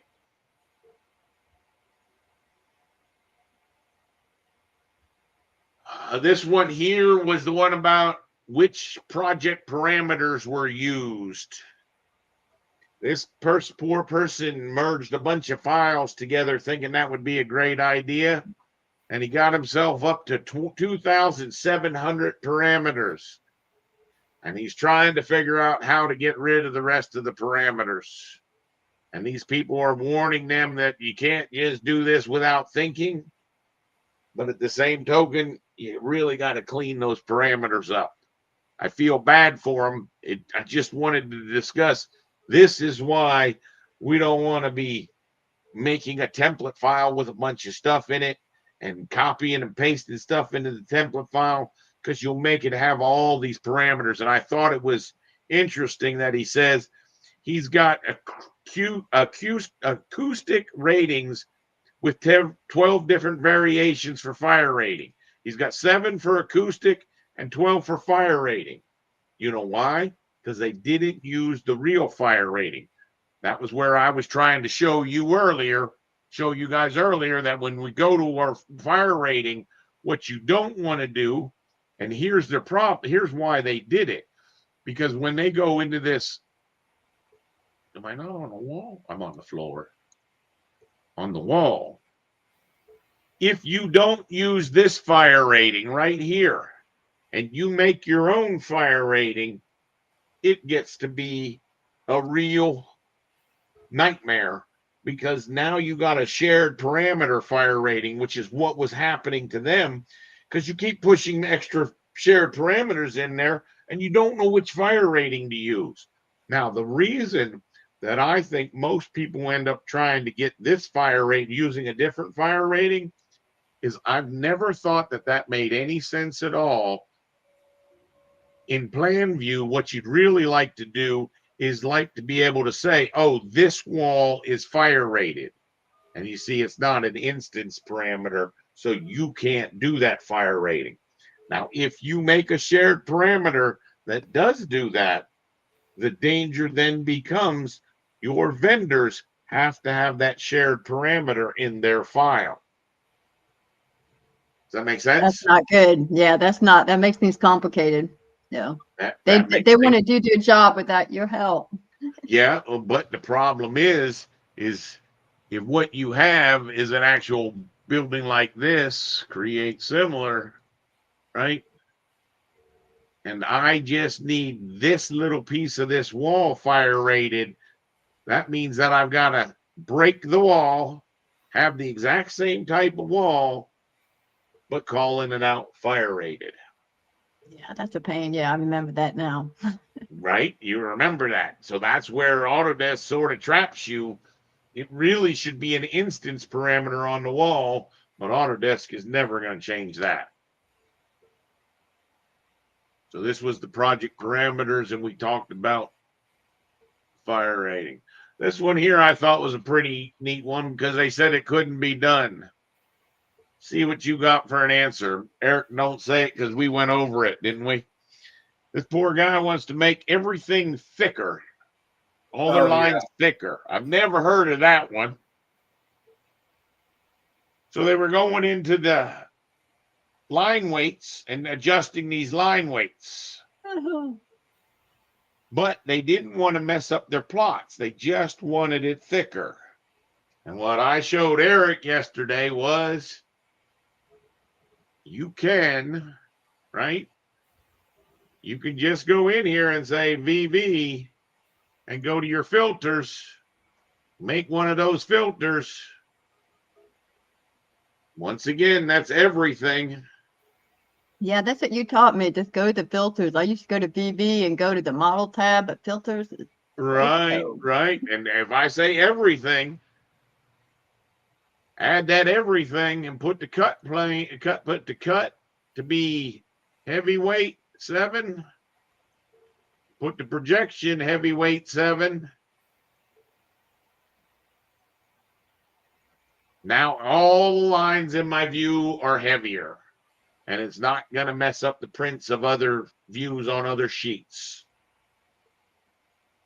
I think it even did it. Look at that. Did it even do it to the sections? You know, can I ask you a question? Sure. I've had it where, you know, you had some equipment and some pipe and you had the nice scale you wanted, but certain areas were just printing a little too dark. and it was bleeding some around, Did you ever have that problem with printing? I know you can mess with the scale and you can get the scale exactly how you want, but there might be some areas that seem a little dark, like it's section and things. I'll tell you, and this may be your spot. This may not be. What I think the biggest problem with the Revit template is underneath the object styles, pipes and piping. Oh, did I change? Yeah, no, I didn't. Yeah, I changed it. Oh, it's a mechanical file. Okay. So what happens is this: file, new project. If you start from that mechanical template and you go to that object styles, now you're going to see, and when we get down to pipes, see that 5? Yeah. See that 5? Those are too heavy. The you- template comes too heavy. Yep. Wow. Yep. Okay. So what would you suggest making that? Like a 2? Well, see, think about it this way. Ducts. If I go to duct fittings are 5 and ducts are 5. But ducts are like 24 inches or 12 inches. The lines of them are that far apart. Yeah. But the average pipe is like a 2-inch pipe or a 1-inch pipe or a 3-inch pipe. Those pipe weights are just too heavy. It is. Those Wow. two right there. So it looks like your other file said 2. What would you recommend? 2? Yeah. Just test it. I might go 2. I would probably go 2, maybe 3. Part Well, of that was the nice of reason. Autodesk. Huh? Go ahead. What's that? That was nice of Autodesk. Well, the interesting part about it, and I think it comes from this. See, when they draw a pipe, I'm thinking that they're thinking that weight right there. Well, that weight, you see, it's the single line as well as the double line. So what really is the part that they Autodesk missed is there should be somewhere in here for pipes for the single line Yeah, representation. that's right. That makes And sense. it should be heavy. See, because if you go making this a 2, and that's going to look good when you're in 3D in your double lines, it's not going to look so good when you go to a single line mode because it's going to be that thin line. Okay. That was where they're caught. And once again, they haven't done anything to upgrade mechanical and plumbing in such a long time that that's where it typically comes from. But to me, my biggest problem is most of these pipes, when you're drawing these 2-inch lines and you have that at weight 6, that's when you start to get that muddiness. Yeah, and I don't like that. Graphics is so important. That's why I say instead of doing the visibility graphics override for one view, you're much better by making your template a little bit better. Does Thanks. that make sense? Oh, And your template being your object styles. And by all means, in this object styles, I like to have all these materials applied over here. The reason being, then I see my fire protection in red. Then I see my ductwork in this color. Then I see my structural in pink. However you've picked up the colors to be, which interestingly enough, that's something that we're going to need to review here in a little bit. I don't know if I agree with that, Brian. What about your pipe systems and your duct systems? You want those to take the color. Well, think about it this way. You do, in the plumbing file, want to see your pipe systems. But when the electrical guys link theirs in, then what happens is all the plumbing is blue and all the mechanical pipe is a lighter shade of blue. In other words, we want them to look, those colors, like the systems, I like what you're saying, in that active file. But when that active file gets linked into something else, it's beneficial for them to know, is that a piece of conduit or is that a pipe? I don't know. Is it blue or is it green? Or is it blue or is it yellow? See, you should have those colors. And that's where I say we're going to talk about that BIM execution manual next.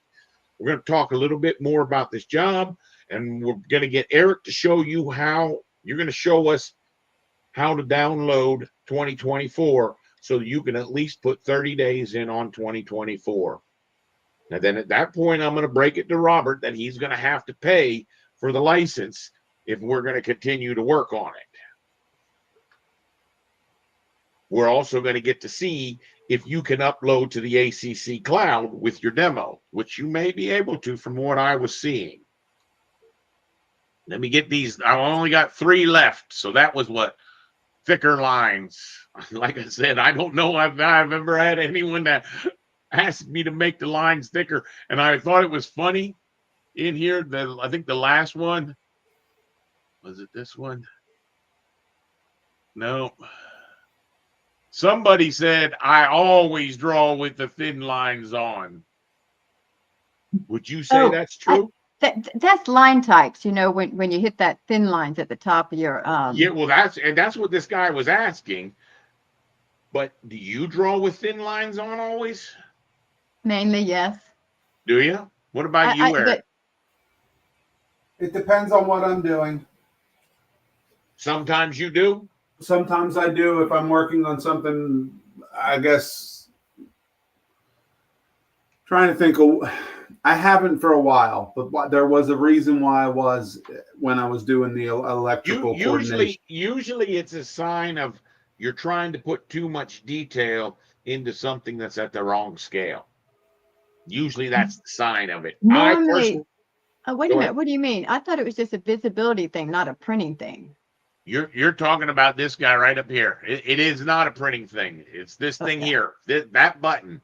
I Yeah, almost yeah. never hit. I almost I do never. because when I'm talking with engineers and I'm moving around that model, things are really getting dark and I need them to see a little bit clearer. Getting to Yeah, thin well, makes them see better. I get you totally. I totally understand where you're coming from. I totally get it. The problem is what you should do. There's a benefit for those things being that heavier weight. What you really should do is adjust the scale of this guy so that you can get those things thinner. Because then things like the structure and stuff, I personally, and maybe it's just a personal preference, but I used to use the thin lines, but I find I don't use it very often anymore at the experience level that I'm at. All right, so this was a good one here, Misty. The effects of a groove in plaster. You can see what they're trying to add. They're trying to add these joints. And ironically, we'll see how you answer this. This person, as I said, this guy is like Tone. He's very good as well. He says to use a wall reveal using a face-based family or adding a reveal to the wall structure. Also using a bump mat just in the rendering to get that effect. Now, ironically, the one he didn't use that I barked about with Eric was using that wall reveal right there. Oh, he did. He did end up saying it, didn't he? Right here, he said add an individual wall reveal. Yep. So he did say that. I just didn't read it closely enough.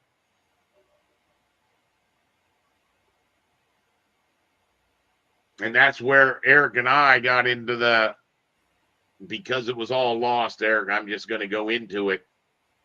That number 8 would be that one. Yep. So in this family here, which is a face-based family, you understand that you can create an extrusion. I'm just going to create this guy out here like that. Go to my 3D view.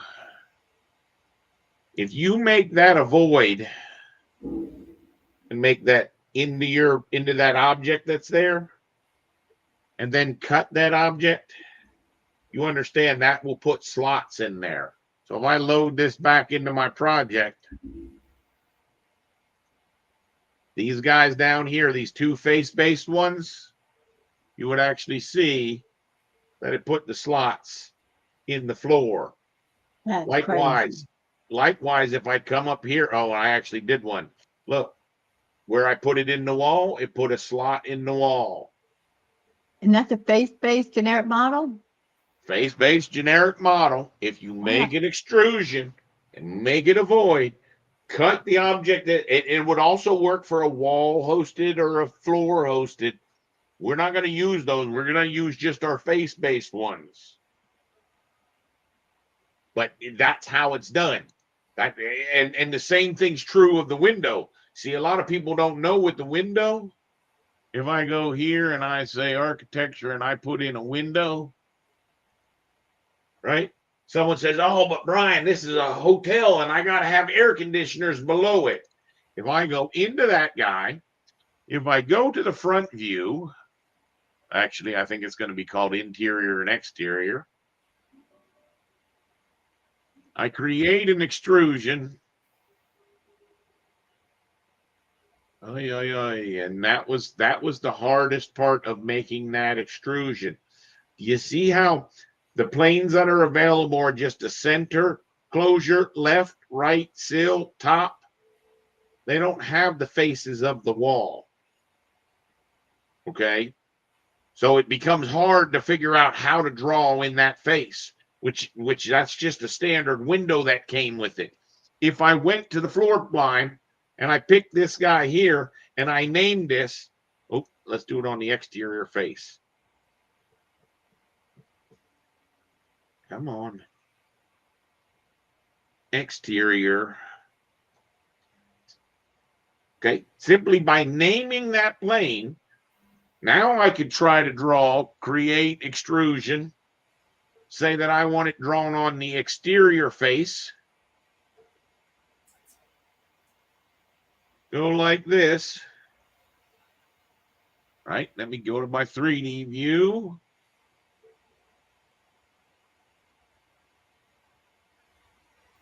Now, with this, there's a problem. You can't use sketches as well as cutting them. So if I took this to a void,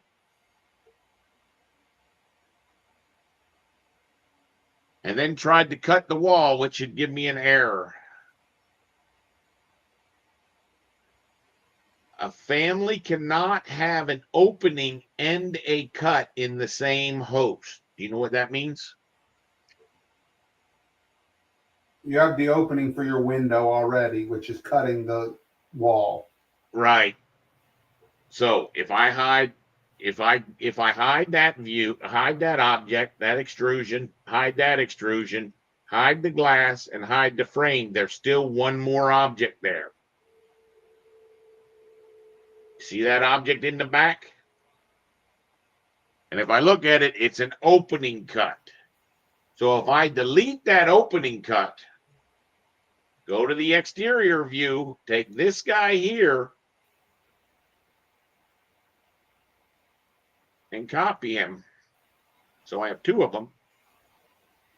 Now, by all means, it's really a good idea if these opening cuts, if you go bigger. Okay, in case the wall is bigger. You can now cut for the window and for your P-tack. Okay?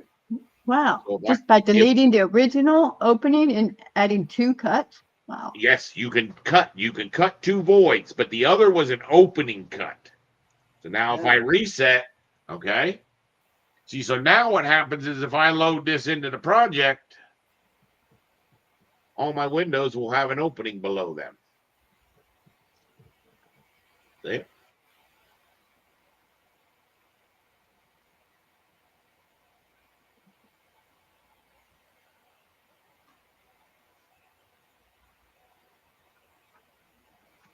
And if you're really, really slick about it, now I could put another cut so that my siding only goes so far. and then my trim goes so that the siding stops at the trim. You can play with a lot of different techniques, but you'll never know that if you don't understand the cut in the window.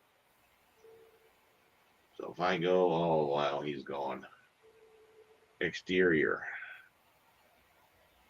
And the way you put that cut in there, how do you put right there is that guy.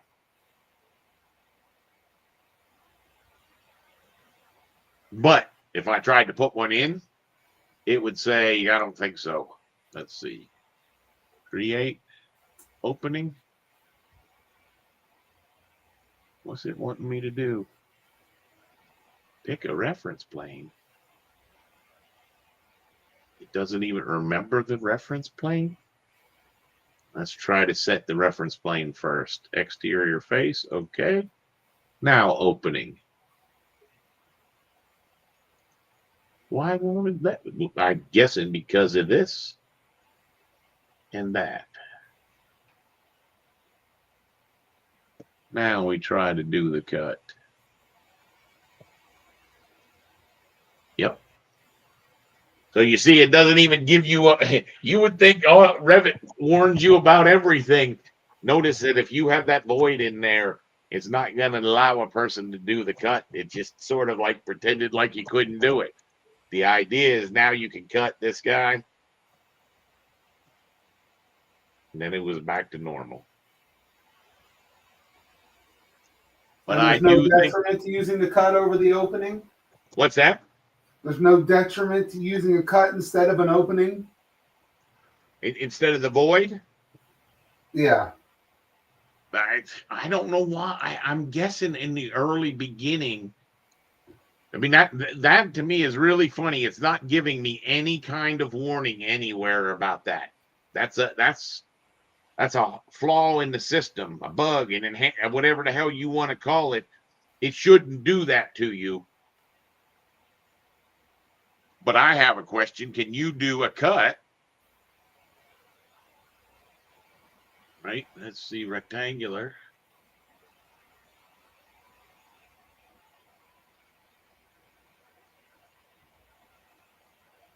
So you could have put that PTAC opening in there as two openings. Did you catch that? Mm-hmm. I'd be curious when I pushed that.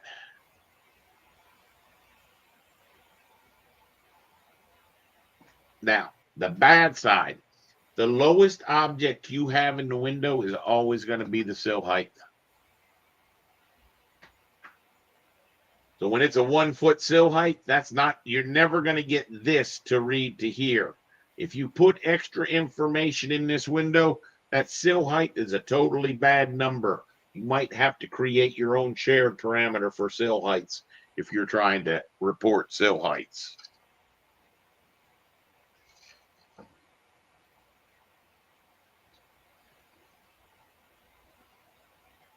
So let's do this. I think we were done. We had one more. So I think we're going to take a break.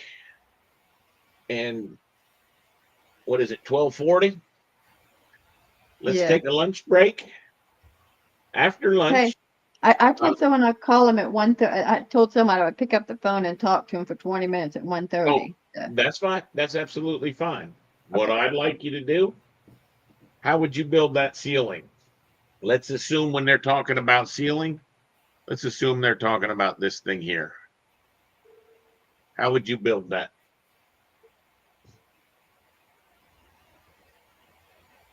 I'd like to do it in its own family, but I don't know if you have to do it inside in-place model. I don't know. You can do it however you want. That could be done with a railing. It could be done in a lot of different ways. All right. When we come back after lunch, I want you to show me how you created it or create it in front of me. Okay? Ooh, I know what you're saying. A curtain wall there now. I can see it. Well, the sad thing about a curtain wall is, remember, curtain wall panels can't be round. That might be why I would do it as a railing. If you really wanted to have it so that, I mean,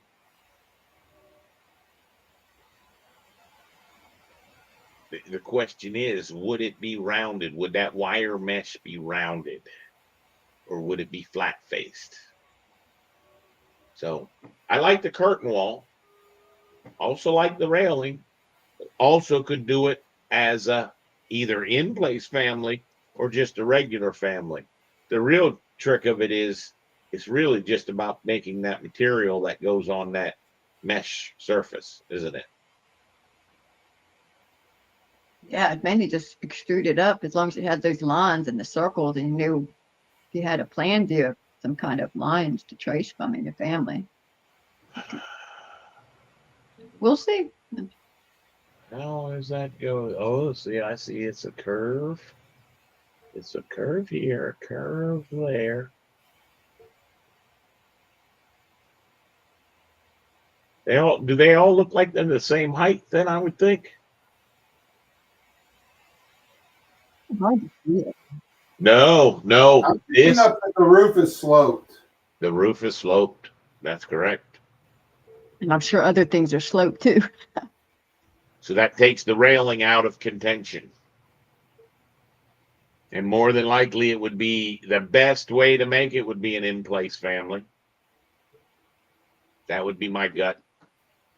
Yeah, because you would need that slope from that ceiling. That would be hard to mimic that in your family. Right? Yeah. That's exactly why I say in-place family is when you need information from the geometry that's in there. That's why it becomes an in-place family. And that was the last one. So not a bad time to break. I still didn't find that other. Let's see. Let me see one that pull this over here. And take this and go. Discussion groups for Revit.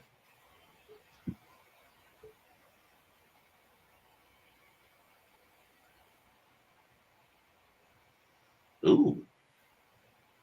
Ooh. That's the one I'd like to put you in charge of right there, Misty. The Revit users LinkedIn groups. I'm not sure what that is. The LinkedIn? I know LinkedIn, isn't that like a Let's see how the links work. Okay, so Yeah. you need to get a login. I don't think I might I have. have it. I might have mine, but I don't know if I remember it. What about this guy here? BIM forum.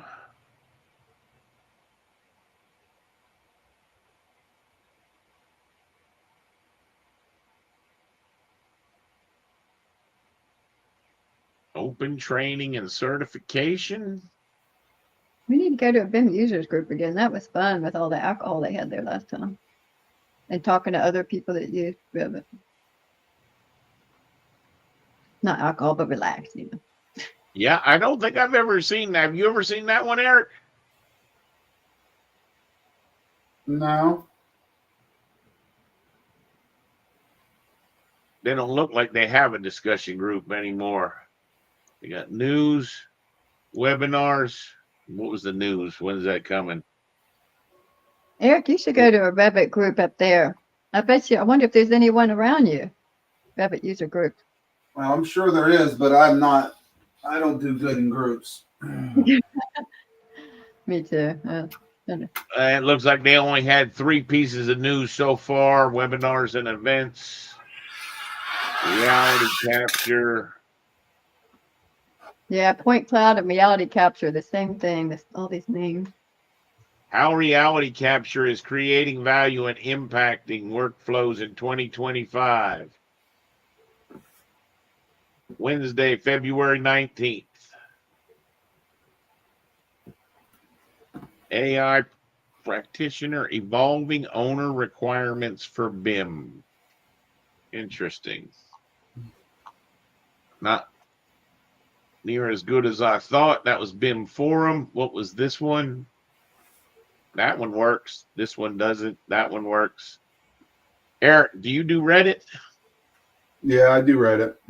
Would you be willing to cover the Reddit if Misty will cover the LinkedIn and then I'll cover the others? The other one that I didn't see this Stack Exchange. Do you know anything about Stack Exchange? No. But what would I say about LinkedIn? I mean, that's its own software where you go in and you find jobs, right? Or you talk to other people. Isn't that what that is? This is pretty interesting. I have to find out. I thought Jaffe might join. Should Revit and Revit API tags be combined?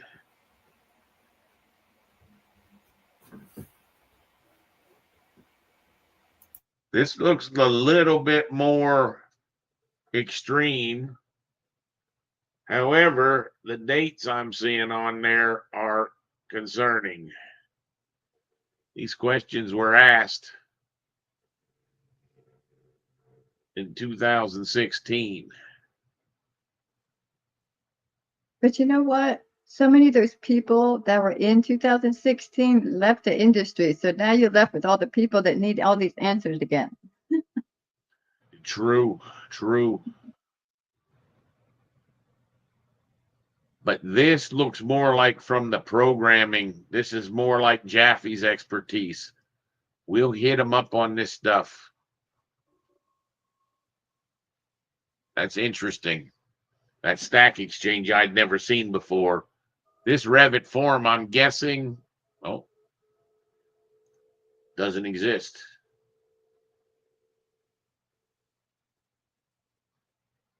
And we went LinkedIn, we did Builder, we did BIM Forum. That's the one right there. That's the purple one. Yep. Community login.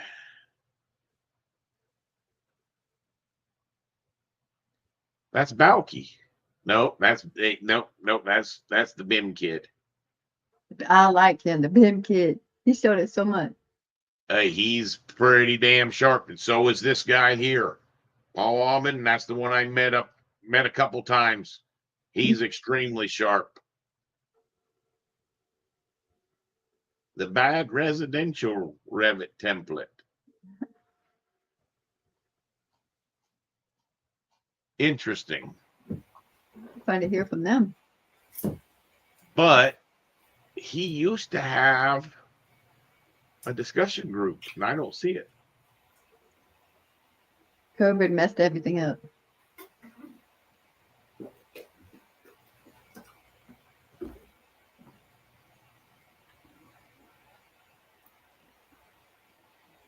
Yeah, I'm gonna have to see if I can find that discussion group, because that was the one that I was thinking about, Eric, that I was telling you that had that purplish background. I'm pretty sure that was where it was. Okay. I don't see any others listed from the chat. So I don't know how long you're planning on breaking, but my caseworker couldn't get in this morning because of the snow, so we had to reschedule for 2:45 this afternoon. 2:45. Misty, you had something at 1:30. Yeah, mine's just 20 minutes. Now, how long do you do your thing, Eric? It's usually 45 minutes to an hour. Why don't we did better. We got 4 hours in. Why don't we go ahead and break?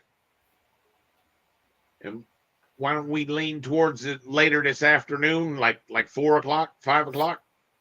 I'm going to get those files from him, or from I'm going to get those. I'm going to do more than that.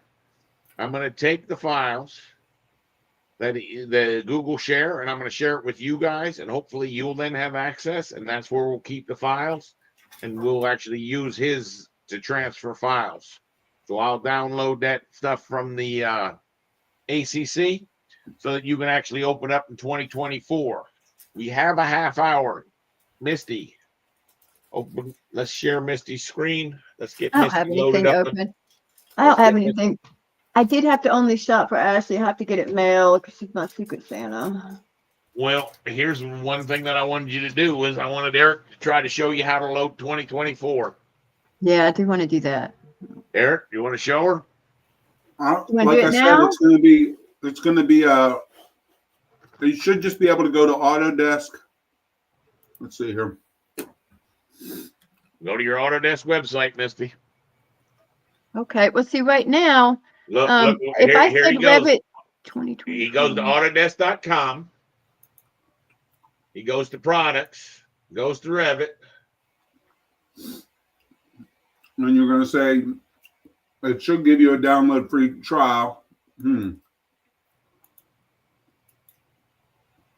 See how that said download free trial and then it stopped?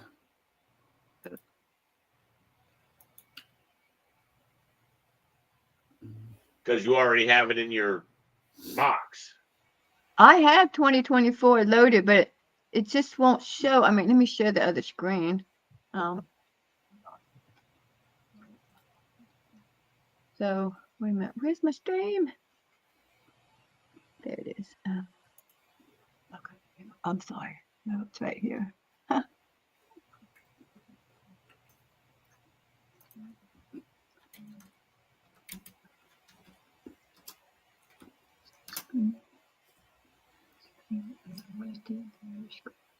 No, let me do that one. Okay, so in here, when I come up here, I have Revit 2024 listed. That's your recent searches. That's Oh, just is that what recent that is? search. Okay. So if I type Revit, oops. I'm so bad on it. Revit. Okay, so it's not done. Revit 2024. But what I'm saying, Brian, is when I did that and that came up this time, it says download free trial. When you click on download free trial, it'll ask you which version you want. But I can't get that again. So Misty, go to Autodesk's website in Okay. a Google Drive. Or no. Oh no. Just on the what? On the Google Drive? On a Google. What do you mean Google? Oh, Google. Okay. A Okay. web Just browser. regular one. Yeah, yeah. Go to web browser. Autodesk website. Yeah. Okay. There you go. Just Autodesk. Like that? Well, I'm not seeing that. You're not on the screen. That's shared. Oh, okay. Yeah, that's right. Sorry. Let me switch that. Something about that. Okay. Yep, that one right there. Control Enter. That one right there at the top. This one? Okay. Yep, that's it. Go to products. The first one. Click Revit. Hold on 1 second. Hey, Jeff. Hey. Howdy. So that download it? free trial. Hit that. And Eric was saying that it would let you know which one you want to use. Use Do that home use. business? Do Home home use. use.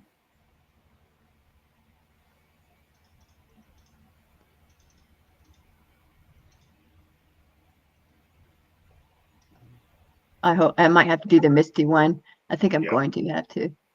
Back. Use.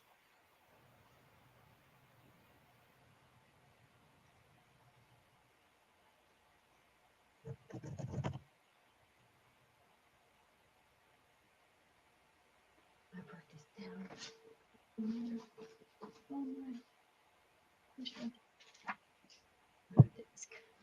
It's It's listed asking for right your there. email still. Yeah, here it is. I can't remember all my passwords. No, this one's asking for your email. Oh, for your email. Okay. So it's going to ask for the Perfect. password in a second. There we go. Ooh.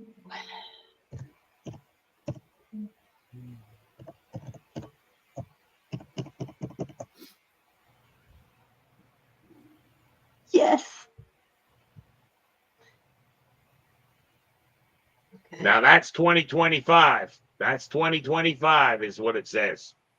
Yeah, because I already had 2024 loaded apparently and deleted it, I guess, a long time ago. I don't know. And removed it. No, that's not true. I don't think Okay. you ever loaded 2024 on that machine. Okay. Should I So go back? but that's where Eric, I didn't understand where to get to 2024. Okay, well, what here's if you switch back to my screen, when I go to my Revit products and it says install instead of this, I just go to custom install. Oh, okay.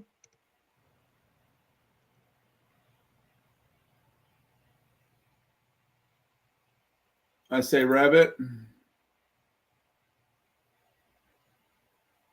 Specific That's what- version. That's what you want. So hit And then- this. No, And I then it didn't should, get that right there, custom. then it pops up with 24. I don't think I got that far. I mean, if I went to No, here, it's because you need to load the 25 first before it's saying that you can. It's already has it installed. No. Go back there. Go back, Misty. Go back to the other one this one? where it said download free trial. She didn't have. Did she have the arrow? She did not have the arrow. No. Go to products. Go to Revit.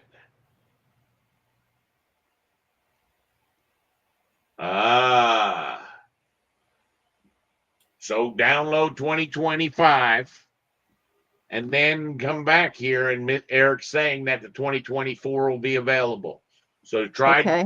you should have enough room to load 2025. Okay. We don't need to watch all that fun stuff. So Misty, try to get 2025 loaded and then hopefully it'll have that same install that set that way. Okay. Oh, okay. Now I can pick it. Okay, never mind. Okay. Install. And let me get rid of. Do I need to close Revit? Yeah, it'd be a good idea to close your Revit. Mm-hmm. Eric, think about that curtain wall. Jaffe, did you have anything? You were just jumping on because we were here? Just jumping on, trying to get motivated. Well, we got 4 hours recorded. Went through the discussion groups. Do you remember the Revit discussion group that had like a purple background? I think that might be the same one that they have now. It's just with a different formatting, right? No, I swear I think it was the Revit Kid guy. This one. No, I've only yeah, I think the main one used to be purple. I think, but no, I have no idea really. I'm pretty sure that he used to have a discussion group on his website, and I don't think it's there anymore. I'll have to sign up for this guy. What about this one? Have you ever heard of, what was that one, Stack? The Stack Exchange. You ever done that? I see when I searched Revit in there, boy, it looked like you all written all over it. Is that like a Stack Accessing Overflow Revit knockoff? API from outside Revit. Revit That looks- Python wrapper. That looks like a Stack Overflow ripoff exchange. What does that So they're- mean? Well, Stack. See how they're referencing Stack Overflow on the right side. Yeah. So they're just taking questions answered there and aggregating them and So calling them. Stack Overflow is the place where you would actually go? You That's use the that? actual that's the real site. The other one was just an aggregator. All right. And then you do Revit. That and Stack Overflow is like a developer. Hassan's got a lot of answers on there. He's got a high, what do they call? It's like a trust level or something. Yeah. They rank you by how many times you answer and things like that. Yep. Yeah. That's kind of the old school developer coder for them. See, but it looked like all of these questions were asked like 10 years ago. Yeah, I don't know how it's sorting them. Relevance. Newest. You could go to newest. Newest. Yeah. That's it. Yeah, so this is all event handlers. This is not stuff that we do.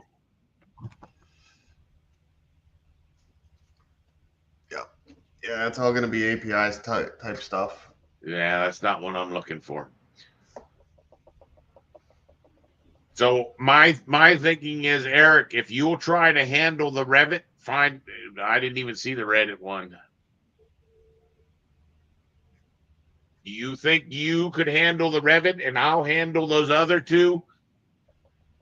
If you handle Reddit, try to track any questions that we can answer.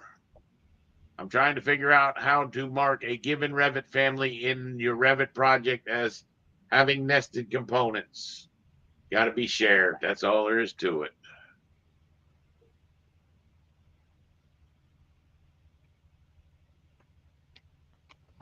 OWSJ plan view solid line. The Can-Am joist family shows a solid line in plan view once slope is added. Window frame constrain help. He's trying to get it to look like that. What does that do?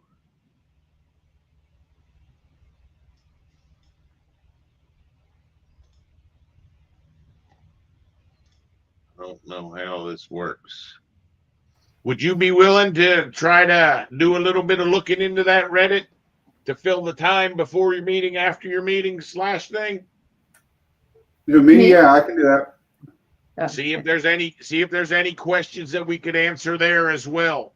Like I said, my thinking is if we can answer it in a video, and then I'll be honest, you can really try to.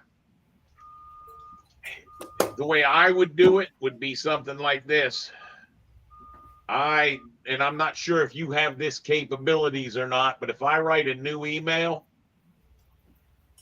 right, I'm pretty sure I have the ability to come in here and go immersive reader, and then I can actually dictate.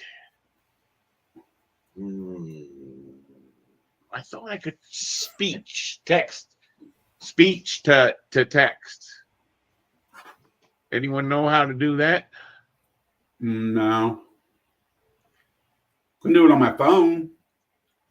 Yeah, well, close immersive reader.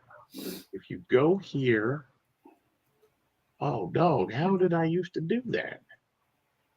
Yeah, I did it because you showed me. I did it because I didn't want to use my emails. Right here, dictate. To answer your question about filters, yep. And then where's the dictate stop? I don't see a button anywhere. It's on one of my screens.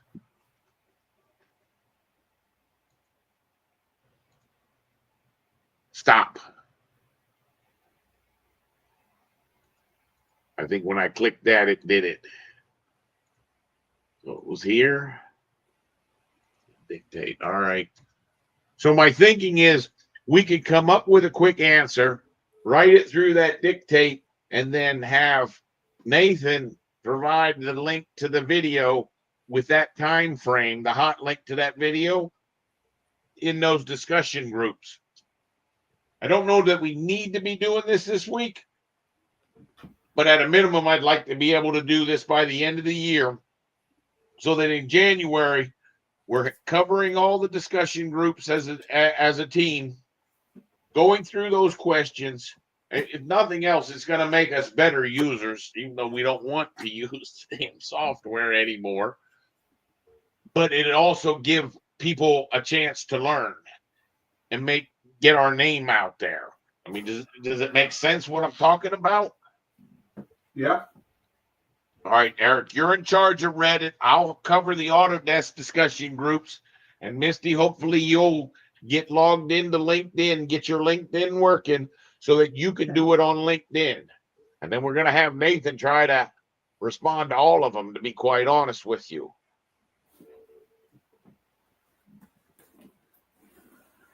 Jeff, you got anything else good for us? Because I think we were just about to break. We just crossed the 4-hour mark. Nope. No, like I said, I was just popping in, trying to get myself going. Do you think tomorrow morning's going to work for you? Sure. You want to do it on your video, on yours? Just send us a link if you do. All right. Because I know we're interested. I don't think any of us has made any real progress on it yet, though. Your loss. That's not nice. That's pretty mean. You only got a 90-day trial. We got contacts. I'm ready. I'm ready to Is get that started. is that tied to our email or tied to the computer? A little bit of both. Oh, is it? Yeah. So you can't just do a new email. Used to be able to. We changed that in like Rhino 7 because students were abusing it.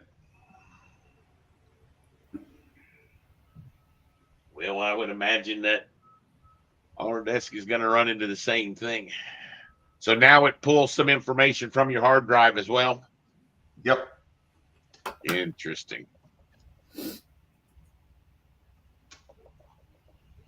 Yeah, Eric, see, Revit does not pull from your computer. It pulls from an email address and a phone number now.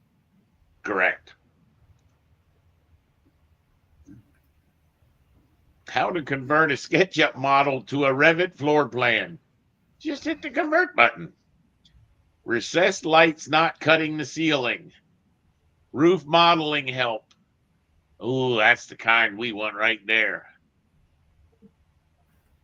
And if you click on this, does it show you the roof?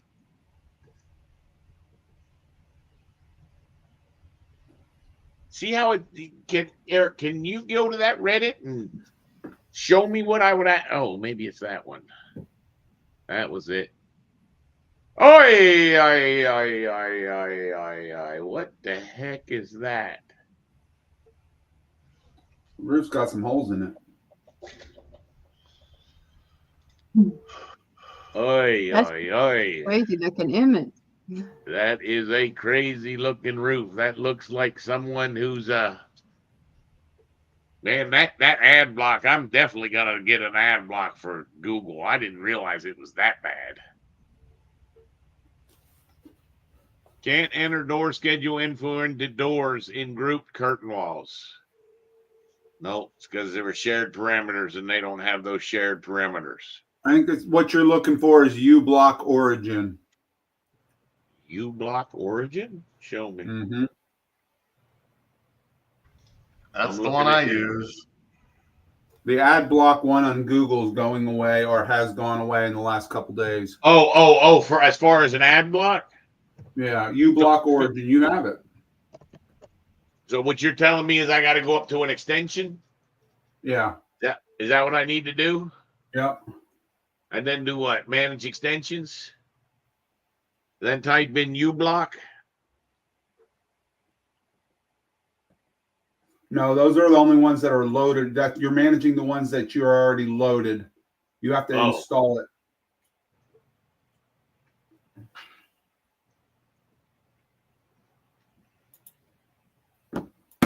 This thing here? Yeah. And it's free? Yep. And just go get uBlock Origin? Add to Chrome. Where did you see add to Chrome right here? Says they're not going to support this one much longer either, but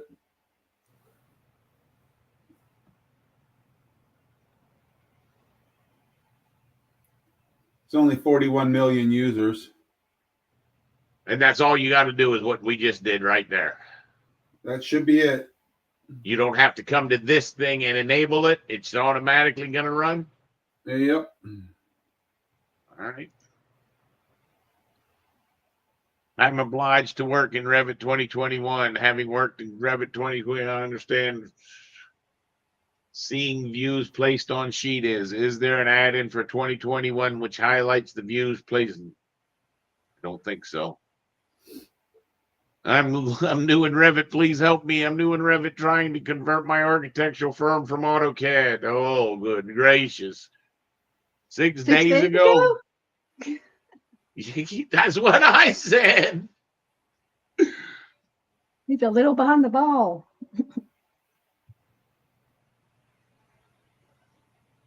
I'm new to Revit, but I'm trying to convert my architectural firm from hoping to get some advice on the best way to structure the modeling. We do a lot of warehouse industrial products that feature the same, a lot of similar items such as typical kitchen. I'd love to be able to have these rooms detailed with dimensions and annotations that can be imported into projects and modified as absolutely with a Revit link. So if we go there, does anyone respond? Yep. See, I would do it as a link and then turn the link into a group. Oh, there's a couple responses to it. Oh, there's a bunch of responses.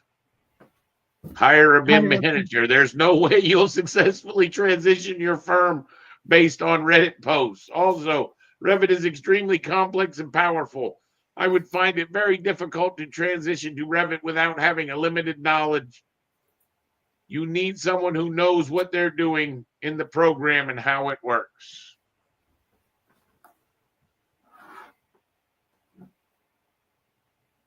Interesting. That's some good advice.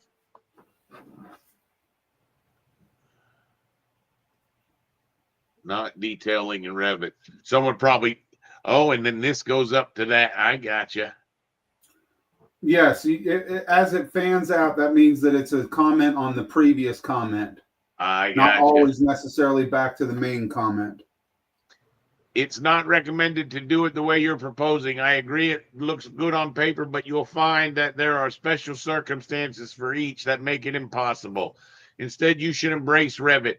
If you have a standard room detail, you'll declare a call out for that area and refer to that detail. Be prepared when your MEP are frustrated with you because it isn't real.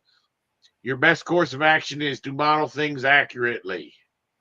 Don't do detailing in Revit, but make your geometry accurate. Yeah, they do sort of go off on some crazies. That's what makes Reddit is the commenting on other people's comments. Is it hard to, in your response, to add a link? No, it shouldn't be.